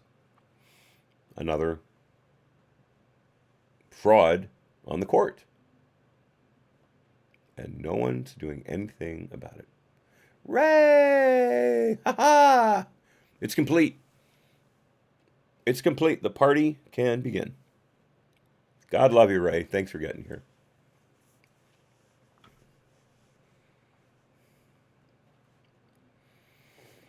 How many people we got now? I'm going to check. I know I never do this, like I said before. 10. 10. Wow. Awesome. We broke double digits. Continuing. Although, as noted above, contemporaneous documents and emails reflect. I'm sorry, I skipped. Number 5. Oral briefing and approval. Sans Rexac, who I thought was a woman until they just used a male pronoun previously, reached Bente on renewal application number 2 and told us that it was a short briefing and that Bente did not raise any questions before he signed the application. I always thought Bente was a woman. Bente had requested regular briefings on the investigation after he became the acting attorney general and was familiar with the case at the time he reviewed and approved renewal application number 2. Although, as noted above, contemporaneous documents and emails reflect that Bente read the application prior to it being filed with the court, Bente told us that he did not have an independent recollection of having read the application. After showing him the documentation indicating that he had read it, Bente said that he was sure he would have read the application provided to him. Bente told us that although he did not recall specific discussions about Steele in connection with this application, he remembered being aware that the origin of Steele's reports was opposition research, and he thought the footnote identifying Steele's reporting as political opposition research was quote-unquote very clear. Bente told us when he signed the application following NSD's short oral briefing, he was satisfied that there was sufficient probable cause to believe Page was an agent of a foreign power. Yet he was never charged. Go figure. Oh, thanks, JF. Hey, Picasso knows. Wow. Wow. Look. It's up. I thought Ray was the cherry on the top of the sundae, but Picasso knows. There's the candied nut sprinkles right there. Hey, dear. Hope you're having a good day. Come back soon. The cats are lonely. I was telling the guys earlier, and gals, I had all 3 of them in bed with me last night for about a half hour. And then Harley couldn't take it anymore. Lucy was too close to her, and she bailed. And then Piper bailed. Lucy stayed with me, of course.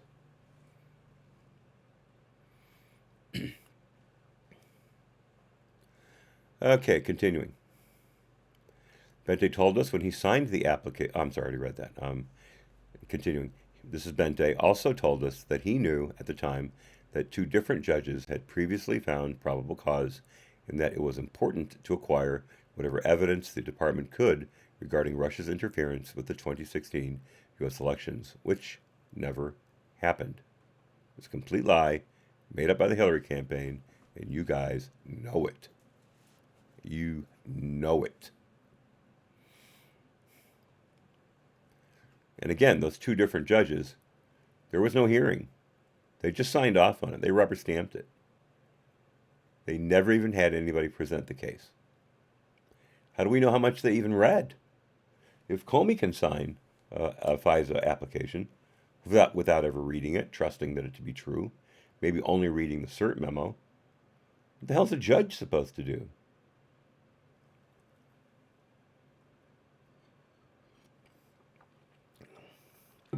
This is not just the FBI, folks. It goes all the way up to the court itself. Again, rotten to the core, needs to be burned to the ground and built back up from scratch.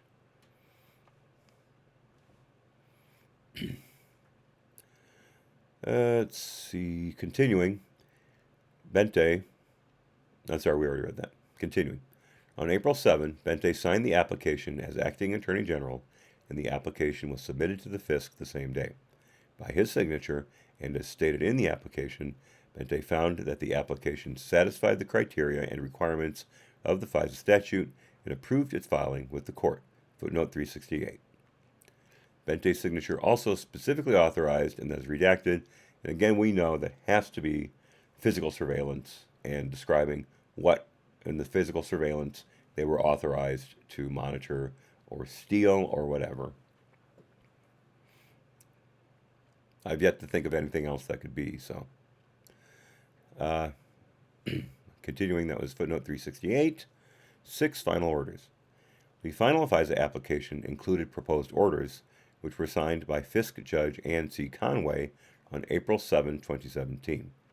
According to NSD, the judge signed the final orders as proposed by the government in their entirety, everybody together now, without holding a hearing. Continuing. The primary order and warrant stated that the court found, based upon the facts submitted in the verified application, that there was probable cause to believe that Russia is a foreign power, yada yada yada, and that Carter Page was an agent under 50 U.S.C. Section 1801 B2E. The court also found that redacted.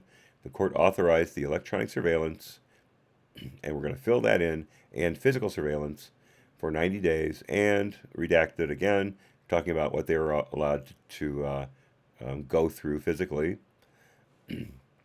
Redacted, necessary to effectuate the electronic surveillance, redacted, authorized by the court. And again, that would be physical surveillance.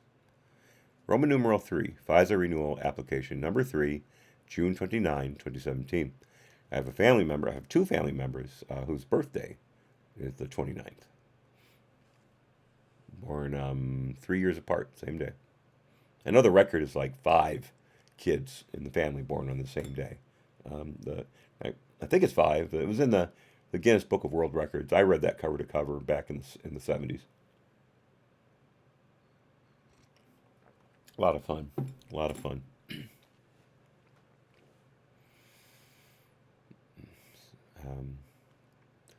Okay, so on June 29, 2017, continuing, a day before FISA coverage on Carter Page was going to expire. Again, the day before. I thought you were supposed to put it in within 7 days, or before 7 days passed.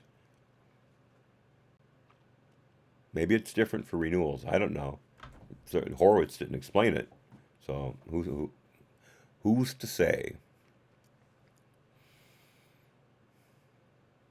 A day before the FISA coverage on Carter Page was going to expire, and at the request of the FBI, the department filed an application with the FISC requesting an additional 90 days of FISA coverage targeting Carter Page, footnote 369. On May 17, 2017, the Crossfire Hurricane cases were transferred to the Office of the Special Counsel. Although agents and analysts were working with the Special Counsel, the FISA application was still subject to department approval and notification requirements. Yep, the Mueller investigation, totally above board. Should have gone on for 2 years like it did. No reason not to. Ridiculous. Continuing. A FISC judge reviewed and issued the requested orders, resulting in an additional 90 days of electronic surveillance and physical surveillance, as I fill in the redaction, targeting Carter Page from June 29, 2017 to September 22, 2017. Capital A. Investigative developments and decisions to seek FISA renewal. After the second renewal of FISA authority, the FBI continued its FISA collection of communications and other evidence pertaining to Carter Page. In addition, available documents indicate that one of the focuses of the Carter Page investigation at this time was obtaining his financial records. NYFO sought compulsory legal process in April 2017 for banking and financial records for Carter Page and his company, Global Energy Capital, which has since been basically run into the ground and disbanded because Page lost all his clients due to the leaks that he was a Russian spy.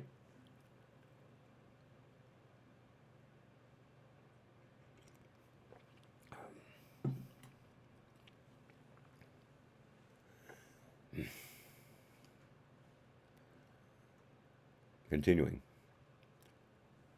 In addition, available documents indicate that one of the focuses of the Carter Page investigation at the time was obtaining his financial records. NYFO sought compulsory legal process in April 2017. I'm sorry. It didn't seem like I'd read that before. It all seemed new. Global Energy Capital, continuing, as well as information relating to 2 encrypted online applications, one of which Page utilized on his cell phone. Again, that is First Amendment protected speech. You have no right. Well, the FISA court said you do, but it's just insane how they completely invaded this man's life. Continuing. Documents reflect that agents also conducted multiple interviews of individuals associated with Carter Page and found nothing, right? Nothing. Continuing. Case Agent 6 told us, and documents reflect, that despite the ongoing investigation, the team did not expect to review the Carter Page FISA before renewal application number 2's authority expired on June 30. Case Agent 6 said that the FISA collection the FBI had received during the second renewal period was not yielding any new information. So where's your predicate to renew it again? Seriously. The OGC attorney, continuing, told us that when the FBI was considering whether to seek further FISA authority following renewal application number 2, the FISA was, quote, starting to go dark, close quote.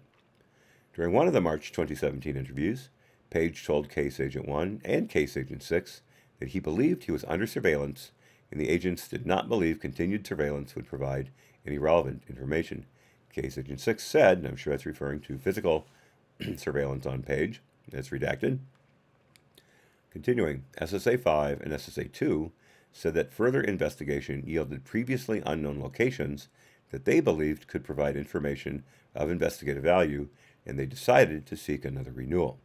Specifically, SSA 5 and Case Agent 6 told us, and documents reflect that, and I'm sure, again, this is all physical surveillance. Inside a huge amount of redaction, there are the words, they decided to seek a third renewal. Capital B, preparation and approval of renewal application number 3. 1. Draft renewal application. Case Agent 6 assisted the OI attorney in the preparation of renewal application number 3. Emails reflect that Case Agent 6 and the OI attorney exchanged information on recent investigative findings and relevant FISA collections for the draft of renewal application number 3, footnote 370. Although there were no recent relevant FISA collections the team found useful, we were told that the FBI was still reviewing FISA collections identified prior to the renewal application number 2. I'm wondering, would it be prudent? Hey, Lizard Bites, welcome back. Wonderful to have you. Yeah, Laura's here. I think she might be dozing a little bit. The watcher just said that. I apologize. Right, Laura never sleeps. She just kind of goes into suspended animation.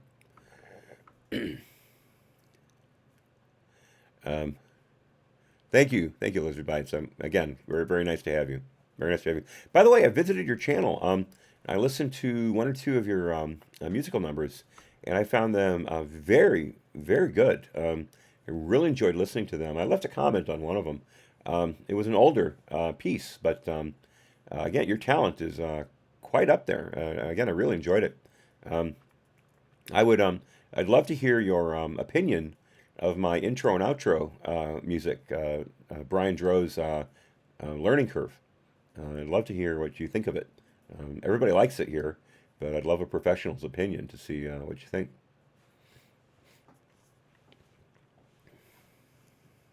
So if you like, after this post, if you're not here for the end, give it a listen. I begin the podcast with it, the video with it.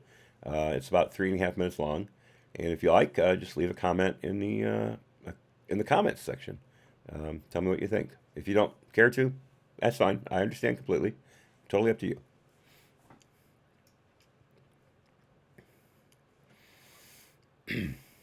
Okay, continuing. That was footnote 370.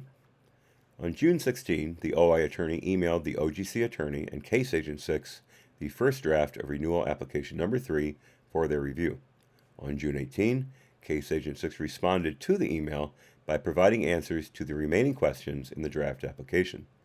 Emails reflect that on June 19, the supervisory intel analyst and SSA2, and of course the supervisory intel analyst, we all know, has a room temperature IQ, continuing on SSA2, received a copy of the renewal draft from Case Agent 6 for review. However, The supervisory intel analyst did not recall, sorry, Senator, I do not recall, reviewing the renewal application. SSA2 said he had no comments, and we found no documentation indicating one way or the other. The statement of facts in the third renewal application contained the same information used to support probable cause as in renewal application number 2. This included the assessment that post-election, the FBI believed that the Russian government would continue efforts to use U.S. persons, such as Carter Page, to covertly influence U.S. foreign policy and support Russia's perception management efforts. Didn't Trump, basically under the urging of Congress, but still he signed it, didn't Trump put in a serious clampdown, serious sanctions, on the Russians within, 2 months of his taking office? And the FBI is thinking that the Russians are influencing foreign policy? Isn't that a bit of a disconnect?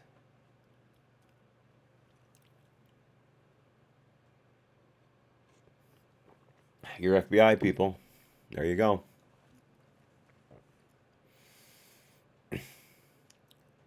Continuing. In addition, renewal application number 3 advised the court of recent investigative results, including, bullet points here, a June 2017 interview by the FBI of an individual closely tied to the president of the New Economics School in Moscow, who stated that Carter Page was selected to give a commencement speech in July 2016 because he was candidate Trump's quote-unquote Russia guy. Not illegal. Covered under the First Amendment. Continuing, this individual also told the FBI that while in Russia in July 2017, Carter Page was picked up in a chauffeured car, and it was rumored he met with Igor Sechin. That rumor is a lie. However, the 302 documenting this interview, which was included in the Woods file for renewal application number 3, does not contain any reference to a chauffeured car picking up Carter Page. We were unable to locate any document or information in the Woods file that supported this assertion, footnote 371. We asked both agents that interviewed this individual, shouldn't it be who? Is it just my misunderstanding of grammar? But if you refer to a person, then shouldn't the following word be who and not that? Again, or am I just misreading grammar? Because it's been that after a person for years and years and years. Laura says yes. Thank you. Thank you, Laura. I know I'm guilty of it. I try to catch it. But it is so pervasive in the lexicon right now that it's hard to break.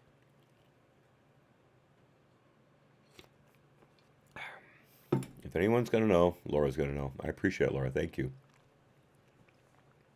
Anyway, get back to footnote 371. We asked both agents that interviewed this individual, Case Agent 6 and Case Agent 7, if this individual stated during the interview that Page was picked up in a chauffeured car. Case Agent 6 told us he did recall the individual making the statement. Case Agent 7 did not recall and stated he may have made the statement during a telephone interview that occurred later. In other words, there's no real, there's only hearsay support for it. Next bullet point.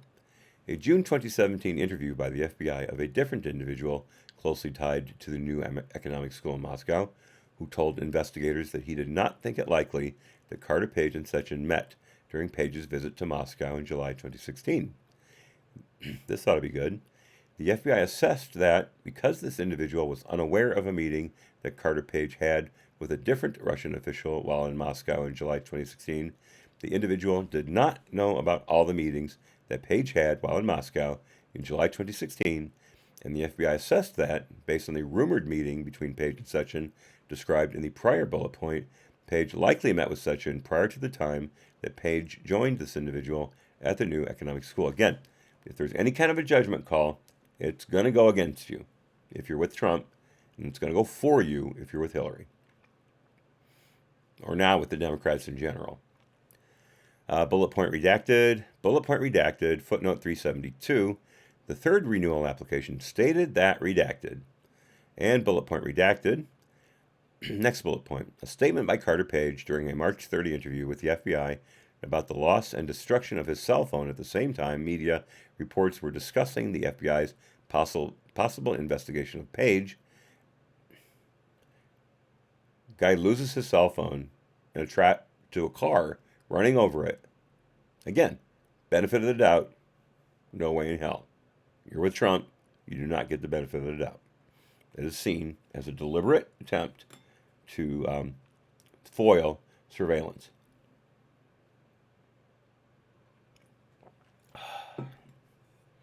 This is amazing. This is absolutely amazing.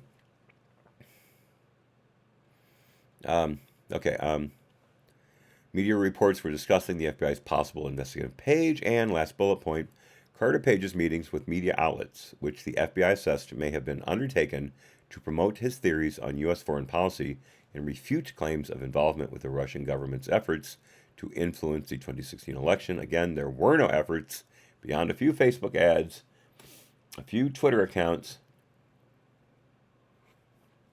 and a couple of protests. One against Trump, one for Trump. Woman who went to the one for Trump was waylaid by CNN and basically called a Russian stooge. Meanwhile, Michael Moore went to the one against Trump that was in New York City. Nobody asked him about it. For some reason, a random woman in Florida needs to be interviewed and called a Russian stooge, while Michael Moore, it's fine. No problem there.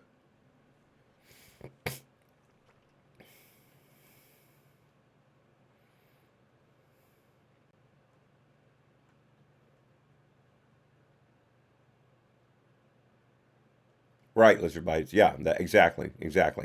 That was referring to the time, not a person. Exactly. Thank you. But earlier, it was in this footnote here in 371. We asked both agents that interviewed this individual. That was the one I was referring to, instead of who interviewed this individual. New paragraph here. Bullet points are over. The application also stated the following big redaction. Additionally, based on Page's history of willingness to assist Russian IOs, which, as discussed above, the FBI believes began as early as 2007, which when he was working with the CIA, and his comments to the FBI that he believes he is on, quote, on the SVR books, close quote, the FBI believes that Page remains favorable to future RIS taskings. He has yet to be favorable to any taskings. So where do you get off saying that he's amenable to future taskings? That's pure wish casting. Continuing. Steele's source characterization statement, reliance on Steele's reporting, and the information concerning the positions and access of Steele's subsources remained the same as in renewal application number 2. The short description of the FBI's January 2017 interview with Steele's primary subsource also remained the same. Again, a complete lie of omission. Renewal application number 3 also added, and there's a redaction, it's probably something from a physical search. Continuing. In support of probable cause, the FBI added statements Carter Page made during his first consensually monitored meeting with an FBI spy. Again, that means the spy agreed to be recorded. Page knew nothing about it. Consensually, my ass. FBI, sorry, kids, language. Meeting with an FBI CHS in in August 2016, summarized in Chapter 10. These statements included Page's response to a reference to the quote-unquote 1980 October surprise, unquote, where Page stated that there would be a, quote, different October surprise, unquote, this year, and later stated that, well, quote, well, I want to have the conspiracy theory about the next email dump with these 33,000, close quote. Remember, it was widely known by anyone with half a brain that Hillary's private server had been hacked by numerous foreign agencies, that her BlackBerry that she refused to turn over to the State Department and use a State Department phone was also hacked at least once in her visit to China and I believe also in her visit to Russia.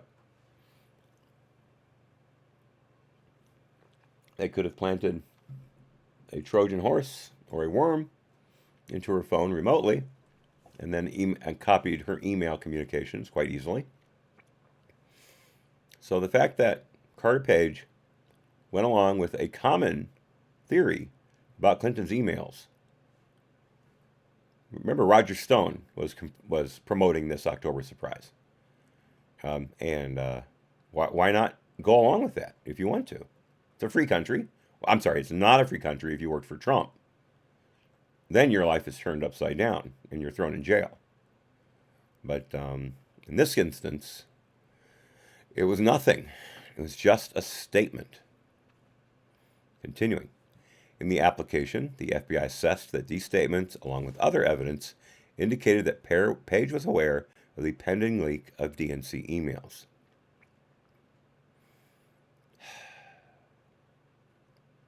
Again, you never get the benefit of the doubt. Footnote 373. On or about November 6, 2016, WikiLeaks released a second set of DNC emails, and they went nowhere, if I remember correctly.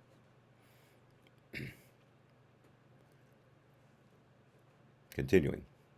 As previously described in Chapter 5, none of the applications advised the court of other statements Page made during this meeting, including that he had, quote-unquote, literally never met Manafort and had, quote-unquote, never said one word to him, and that Manafort had not responded to any of Carter Page's emails. We've read that several times before. Continuing.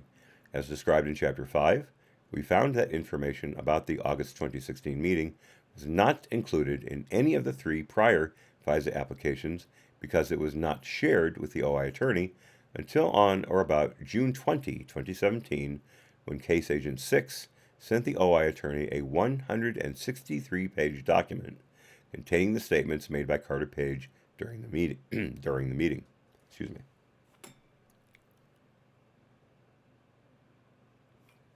I'm going to have to refill this soon. Yeah, actually, if anybody knows what the 1980 October surprise was, I'd love to hear it or read it, whatever. I I was following politics in 1980, and let's see. In fact, I voted in. No, I didn't vote in that election because it turned out I wasn't registered. But I was ready to vote for John Anderson. I was all set to go.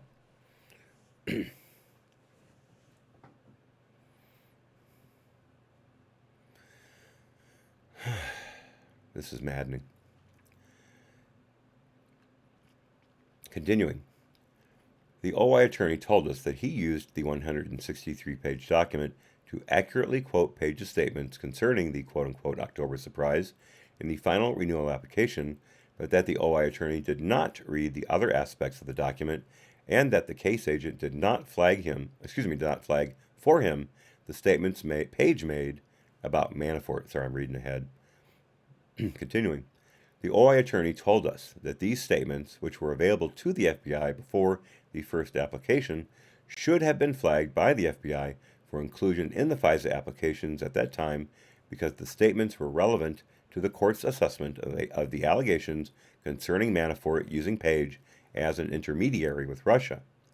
Case Agent 6 told us that he did not know that Page made the statement about Manafort because the August 2016 meeting took place before he was assigned to the investigation. Again, there's no institutional memory.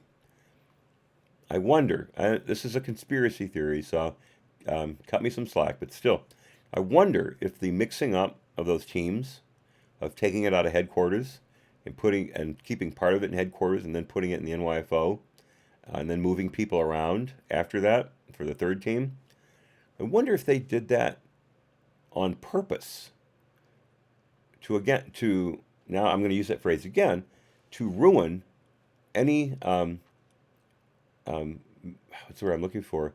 Operational memory. I know that's not the right word, but I'm trying to say in the investigation by keeping people out of the loop from the original movements, the original application, the second or the first renewal, etc.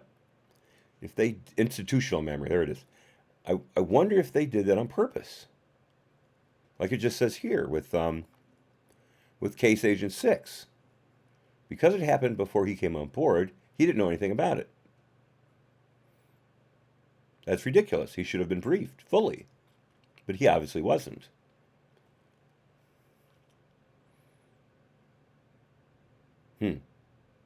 Oh, the hostage release. Okay, thank you. The hostage release. I have a very close family member whose birthday is on the day the hostages were taken.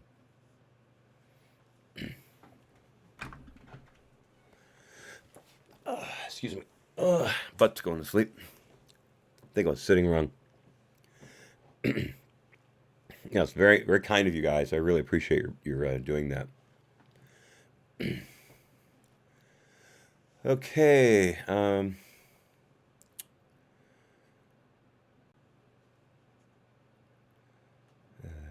Should have flagged that. Okay, here we go. Again, Case Agent 6 speaking. He said that the reason he knew about the quote-unquote October surprise statements in the document was that he had heard about them from Case Agent 1 and did a word search to find the specific discussion on that topic. Case Agent 6 further told us that he added the October surprise statements in consultation with the OI attorney after the OI attorney asked him if there was other information in the case file that would help support probable cause. Case Agent 1 assisted in the preparation. Well, there's at least part of your institutional memory that kept Case Agent 1 on it the whole time, but he's the one who's been lying through his teeth the entire time. I'm going to fill this up. So obviously, Case Agent 1 was in on it from the beginning, and they needed him to keep new people in the dark as much as possible, and to provide all of the garbage in that he had in the previous applications, and then lead people down the garden path to keep them from asking the right questions and getting to the truth of what was happening to Carter Page.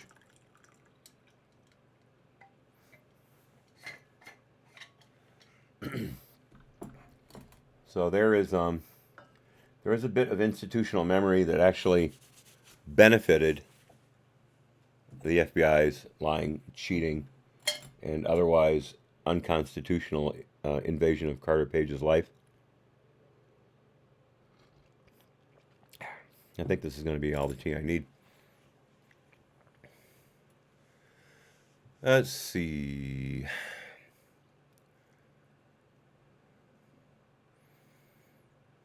Continuing. Case Agent 1 assisted in the preparation of the first application and told us he did not recall why he did not include the October surprise statements in the first application.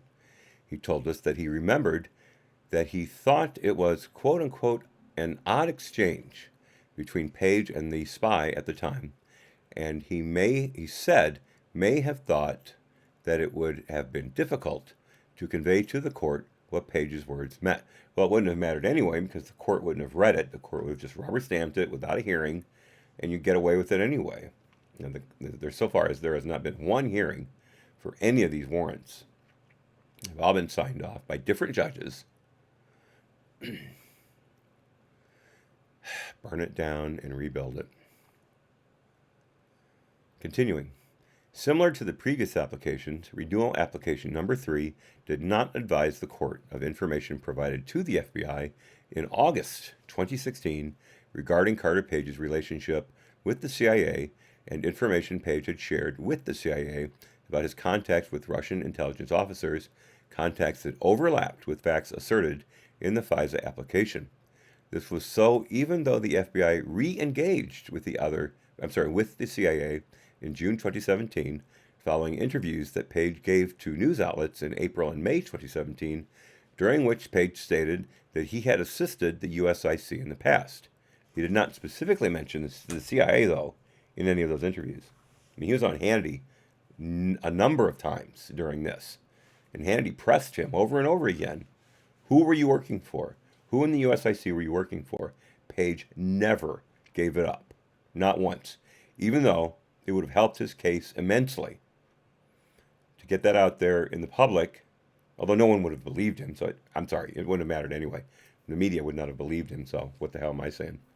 But it was amazing. He was true to his obligations the entire time, even though it was hurting him.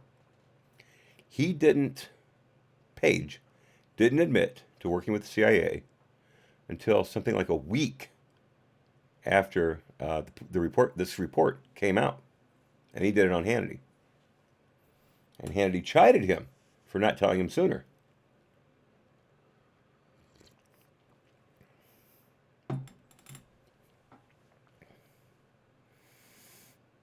Okay. Continuing.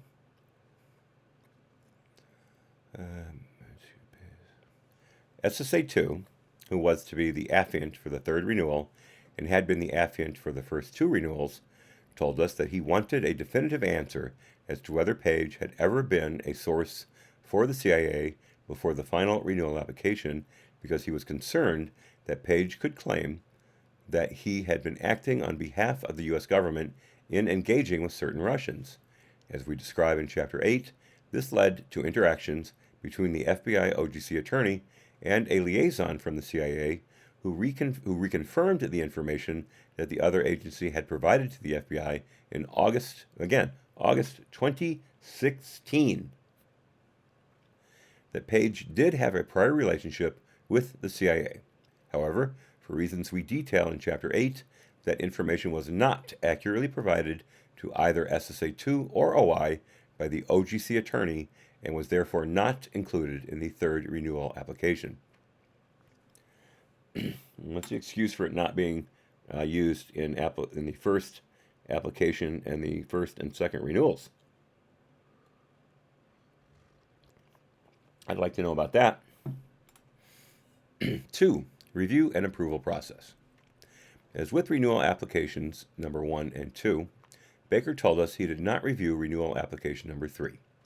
Baker told us that he questioned whether it was worthwhile to seek another renewal because Carter Page was no longer using the facilities the FBI was monitoring, and that from a management perspective, an additional renewal was not worth the expenditure of resources. Baker recalled discussions about whether the FISA was still productive in providing any foreign intelligence, but the decision was made to continue with the renewal because there was still an opportunity to obtain foreign intelligence information. So now they're just fishing. They're just fishing. They have, again, no predicate for continuing this FISA spying on Page. They're wish casting, as I said previously, hoping that nothing that's happened previously will happen in the future. Your FBI, folks.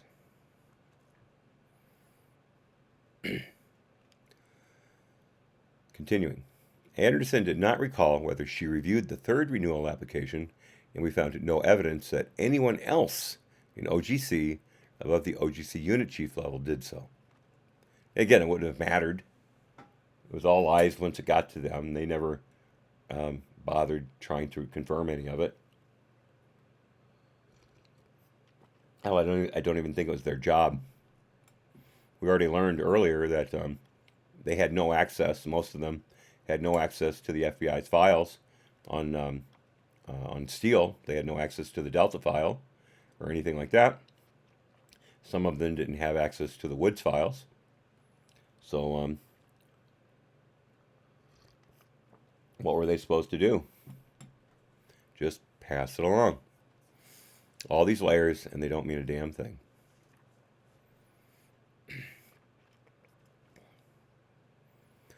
Continuing. On June 21, the OI unit chief sent the OI attorney, Case Agent 6, and the OGC attorney questions after reviewing the draft application. The OI unit chief's questions focused on whether there were updates to assessments from the prior renewals. On June 22, Following email communications with Case Agent 6, I also have a close family member with a birthday on June 22. Case Agent 6, to finalize the edits and questions from the OI unit chief, the OI attorney emailed the read copy to the Dread Pirate Evans, Sans Rexac, the Deputy Operations Section Chief, and Case Agent 6. The OI managers and said pirate told us that they did not recall their feedback, and said pirate said he was not sure whether he reviewed this final application before it was filed. On June 23, the same day the read copy was submitted to the court, the Dread Pirate Evans emailed Gahar the application for ODAG's review. Unlike the read copy for the 3 prior Carter Page FISA applications, we found no information indicating that ODAG received and approved the read copy in advance of OI filing it with the court. So many gaps in documentation. So many gaps. Continuing. With renewal application number 3, it appears the NSD followed the more typical practice of submitting the application to the ODAG shortly before the DAG approved and signed the final application. 3. Feedback from the FISC, completion of the final renewal application, and Wood's procedures, and FBI Director certification. On June 28, the OI attorney advised the Dread Pirate Evans, Sans Rexac, and OI's Deputy Operations Section Chief that, based on the read copy, the judge would approve renewal application number 3. According to the OI attorney's emails to his supervisors, the judge, quote, believed there was enough to let us go one more time, and he will approve without a hearing, close quote. Oh my God.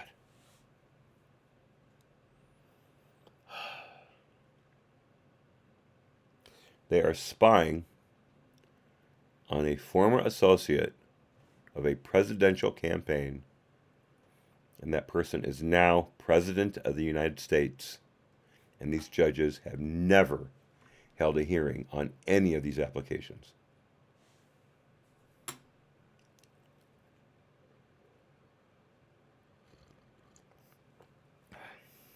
Again, the court is just as culpable in this whole thing as the FBI is.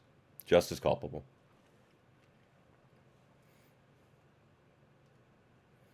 Continuing. The OI attorney told the OIG that the words, quote, let us go one more time, close quote, were his words and not the words of the judge.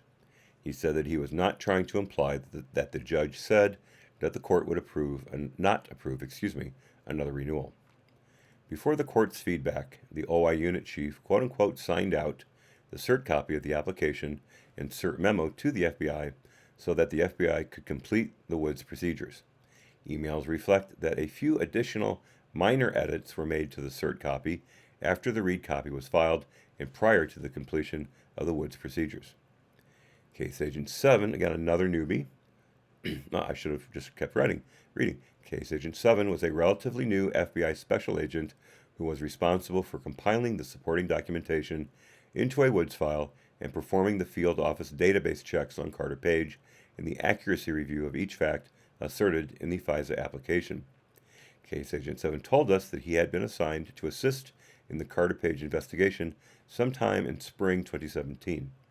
Case Agent 7 was responsible for confirming that the file contained appropriate documentation for the factual assertions in the FISA application.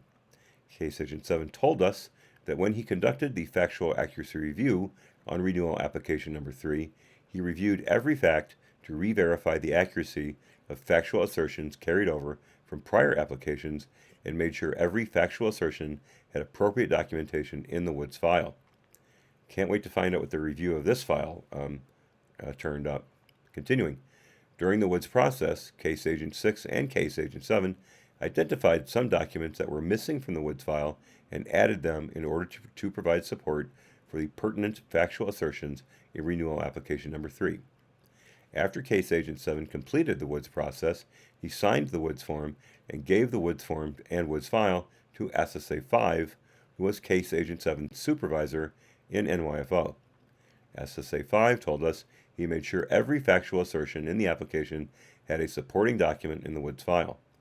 SSA 5 signed the Woods form on June 27, affirming the verification and documentation of each factual assertion in the application and then sent the FISA application package containing the Woods form, cert copy, and cert memo to the headquarters program manager assigned the responsibility of signing the final application as the affiant under oath that the factual information was true and correct. Footnote 374. Here we go. I bet you this is going to be boilerplate of what we've read in the previous three Woods file descriptions. Here we go. Footnote 374. The OIG examined the completeness of the Woods file by comparing the facts asserted in renewal application number 3 to the documents maintained in the Woods file. Our comparison identified instances in which facts asserted in the application were not supported by the documentation in the Woods file. Again, this is boilerplate. Specifically, we found facts that are asserted in the FISA application that have no supporting documentation in the Woods file, facts that have purported supporting documentation in the Woods file, but the documentation does not state the fact asserted in the FISA application, or facts that have purported supporting documentation in the Woods file, but the documentation shows the fact asserted is inaccurate. We provide, okay, everybody all together, we provide examples of specific errors in Appendix 1.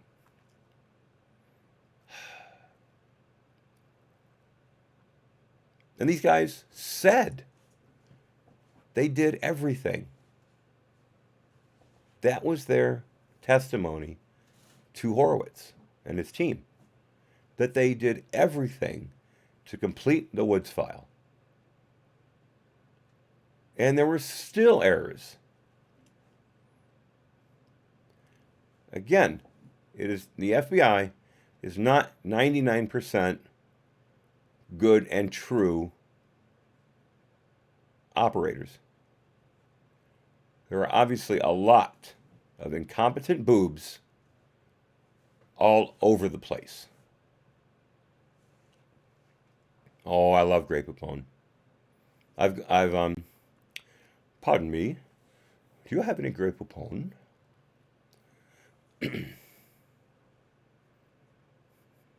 Bartles and James. Oh my God. Oh my God. Oh my God, Bartles and James. You guys are killing me. Has anyone mentioned Boone's Farm yet while we're at it? Did I sneak that in before you guys got it? Thank you, King James. It's very kind of you. I appreciate it. Okay, continuing. As with the prior renewal applications, Crystal Pepsi, there's another one. The headquarters program manager assigned as the affiant for the final renewal application was SSA2. Again, there's at least some institutional memory going on here. Continuing, SSA2 told us that he believed he reviewed the newly added information in the renewal. In addition, SSA2 said that as the affiant, it was his practice to review the Woods form to make sure it was completed by the case agent and an SSA before signing off on the application and submitting it to an OGC attorney.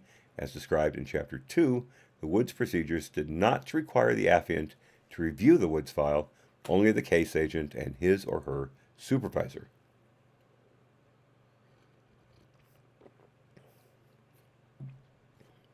One more time. A rare double sip, folks.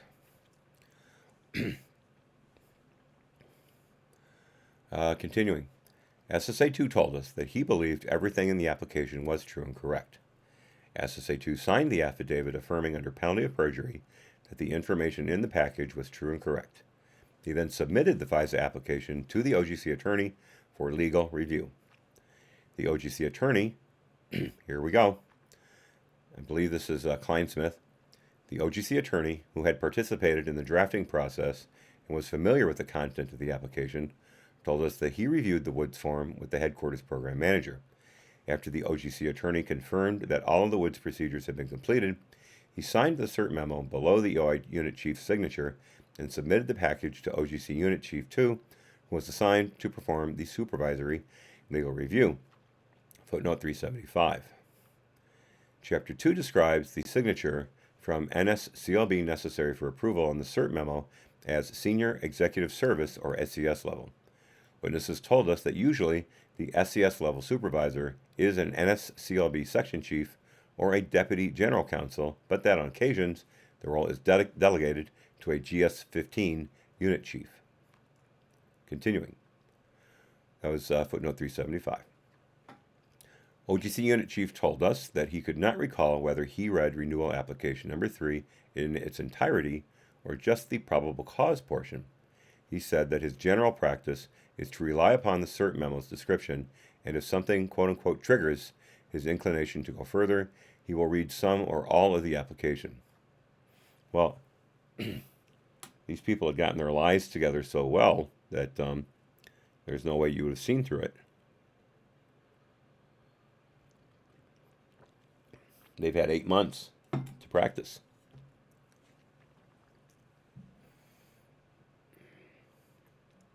Continuing. OGC Unit Chief 2 told us that he was sure he reviewed the cert memo and Wood's form, and based on those documents, determined that the application package was complete, all the steps of the Woods procedures were represented to have been taken, the probable cause standard was met, and there were no outstanding issues. He then signed the cert memo, signifying that the application was ready for certification and for submission to the FBI director. Hey, Lucy.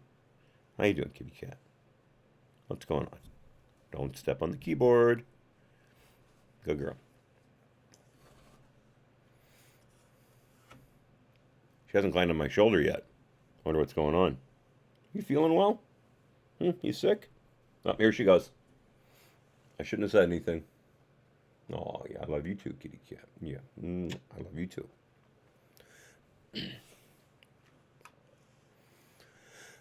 Continuing. Then Acting Director McCabe, after the blow-up of Comey's firing by the left, who hated him until he was fired, and suddenly he was the left's best friend, signed renewal let me just start over. Then Acting Director McCabe signed renewal application number 3 on June 28, certifying that the information sought was foreign intelligence information that could not reasonably be obtained by normal investigative techniques and was necessary to protect the United States against clandestine intelligence activities. Again, after nothing happening in your previous 3 searches. Continuing. McCabe told us he did not recall whether he reviewed the entire FISA application package or whether he relied primarily upon the cert memo and his familiarity with the Carter Page investigation before he made the required certification. He told us that he understood at the time he signed the application that the FBI, Department, and FISC were comfortable with the application such that it was, quote, it was not, quote, a great stretch, unquote, for him to sign the certification. 4. DAG oral briefing and approval. On April 26, 2017, Rod Rosenstein was confirmed as the Deputy Attorney General. What a mistake that was. Gahar remained the Associate Deputy Attorney General, ADAG, responsible for the ODAG's national security portfolio, and told us that she worked primarily with Crowell to complete the ODAG review of renewal application number 3. Crowell told us he read the application but relied on Gahar and NSD to advise Rosenstein on this application.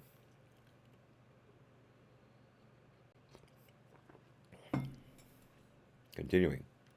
Shortly after he was sworn in as DAG, Rosenstein received briefings about the Crossfire Hurricane investigation. Rosenstein told us that as a result, he was more familiar with the facts of the case than is typical for FISA applications. I would hope so. Rosenstein received a copy of the application in advance of NSD's oral briefing, and he told us he, quote, would have looked through it, unquote. Although he could not recall whether he reviewed the application in its entirety, he recalled reading enough to understand the substance of the allegations involved. Did you notice that Did you notice, Rod, that they hadn't found anything yet? Did you notice that? Continuing. Rosenstein told us that he had reviewed FISA applications almost every day after his confirmation, and he believed renewal application number 3 was, quote, above average, unquote, in terms of the justification for the continued coverage in the renewal. He said that he was in a different position than those who considered the previous applications because by the time he received the application, many different department officials had approved the prior ones, and 3 different federal judges had found probable cause. Again, that's the problem. It should have been one judge for all the applications. Continuing. He also said he had a conversation with Bente about the application in which Bente expressed the view that a DAG should not refuse to sign a FISA application that establishes probable cause and when there is a legitimate basis for conducting the investigation just because it could end up becoming quote-unquote politically embarrassing at some later point. And I believe that was the point that Dread Pirate Evans made at the very beginning. Footnote 376. On June 26, Bente, who at the time was serving as the acting Assistant Attorney General for NSD, received the read copy of renewal application number 3. Bente told us he had no recollection of reading the application. Of course not. Of course not. None of you remember anything. Continuing. That was footnote 376. Further, Rosenstein told us that he did not view the application as being, quote-unquote, particularly sensitive when he received it in June 2017, because at that time the campaign was over and Carter Page did not have any connection to the Trump administration. Well, that's the whole point, Rod. Why was it ongoing? These people are thick as bricks. Continuing. On June 29, OIA's Deputy Operations Section Chief provided a briefing on the June renewal application to Rosenstein, and according to Gahar, Rosenstein brought his copy of renewal application number 3 to the briefing. Gahar and the Deputy Operations Section Chief did not recall any significant questions during the briefing about the renewal. However, Rosenstein told us that he recalled raising a question at this briefing or immediately before it about whether continued FISA coverage was going to produce useful information, given that the FISA coverage targeting Carter Page had been leaked to the media. Had been leaked over and over again to the media. Continuing. He said, and we're talking about Rod here, that he remembered being told that this renewal would likely be the last one unless new evidence was uncovered. Yeah, that's what you said after Renewal 1. Continuing. On June 29, Rosenstein signed the application, and the application was submitted to the FISC the same day. By his signature, and as stated in the application, Rosenstein found that the application satisfied the criteria and requirements of the FISA and approved its filings with the court. Footnote 377. Rosenstein's signature also specifically authorized, and again, I am sure this is a reference to physical surveillance of various parts of Page's life. 5. Final orders. The final FISA application included proposed orders, which were signed by FISC Judge Raymond G. Deary on June 29, 2017. According to NSD, the judge signed the final orders as proposed by the government in their entirety, altogether now, without holding a hearing. Continuing. The primary order and warrant stated that the court found, based upon the facts submitted in the verified application, that there was probable cause to believe, again boilerplate, that Russia is a foreign power and that Carter Page was an agent of Russia under 50 U.S.C. Section 1801 B2E. The court also found that redacted, the court authorized the electronic surveillance, and again probably, and physical surveillance for 90 days, and redacted, necessary to effectuate the electronic surveillance and physical surveillance authorized by the court. And again, I'm filling in the redaction there. Approximately 1 year after this final FISA application, in July 2018, NSD submitted a letter to the FISC advising the court of certain factual omissions in the Carter Page FISA applications that came to NSD's attention after the last renewal application was filed. In the next chapter, we describe this compliance letter to the FISC and the omissions detailed in it, as well as other instances not known to NSD at the time, but identified by the OIG during this review, in which factual assertions relied upon in 3 Carter Page renewal applications were inaccurate, incomplete, or unsupported by appropriate documentation based upon information in the FBI's possession at the time the applications were filed. Chapter 8's going to be a big one. Oh, they didn't do the this page left blank intentionally. Interesting. All right, folks, we're going to end it here at 3 o'clock Central Time, 4 o'clock real time. Great job, everybody. It was a really, really good chat today. I appreciate everyone being here, of course. Now, in case you don't remember, tomorrow I'm off. I have two appointments, one with my pain doctor and one with my dentist. Some people would consider them one and the same, though for different reasons. And I will be reading Saturday and Sunday, starting at 10 a.m. Central. That's 11 a.m. real time. So if you want to show, great. If you want to have a weekend like a normal person, enjoy it. Enjoy it as much as you can. I will not be reading next week. We're going to take that week off. Now, after the 1st, it's going to be a little problematic because I have to start doing physical therapy, as I said earlier. 2 days in the pool and 1 day out every week. I will do my best to get early appointments so I can get out in time to read anything else that we have left. We have chapters 8, 9, and 10 and 2 appendices to go. And there's no way I can get them done, obviously, before New Year's. So we're just going to have to hang on. I should get through chapter 10 by Sunday. I should. If anyone has any questions or concerns about that, please leave them in the comment section once this video posts, and we'll talk all about it. Watcher, thank you so much. And everyone, yes, be well and be hardy. Do not let all this get you down. It's going to be fixed. It may not happen right away, but I have every confidence that this whole fiasco is going to get fixed, and we won't have to worry about such rampant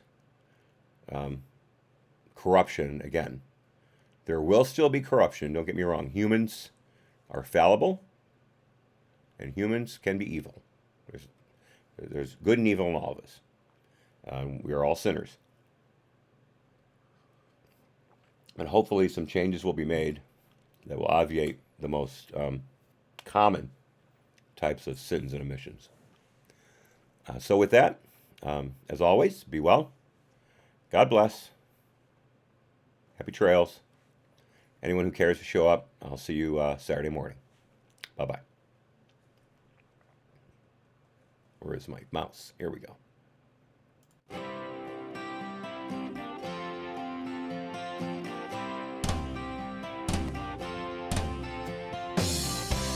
I hope I learned something.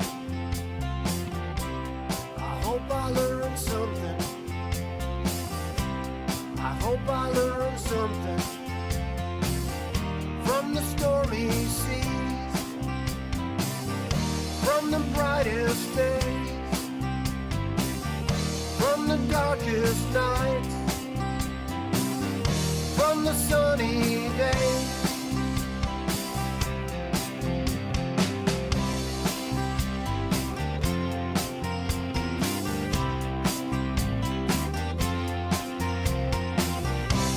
I hope you learned something.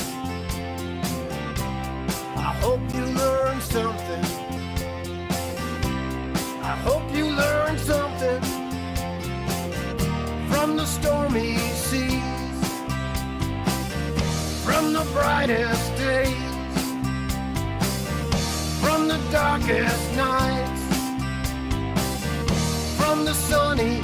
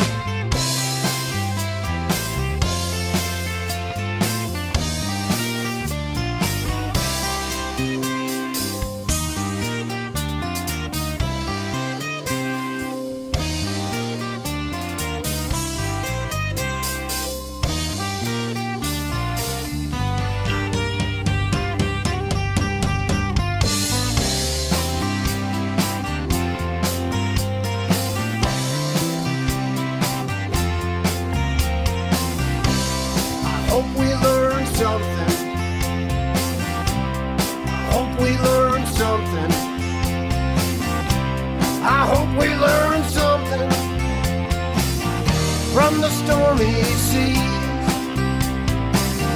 from the brightest days,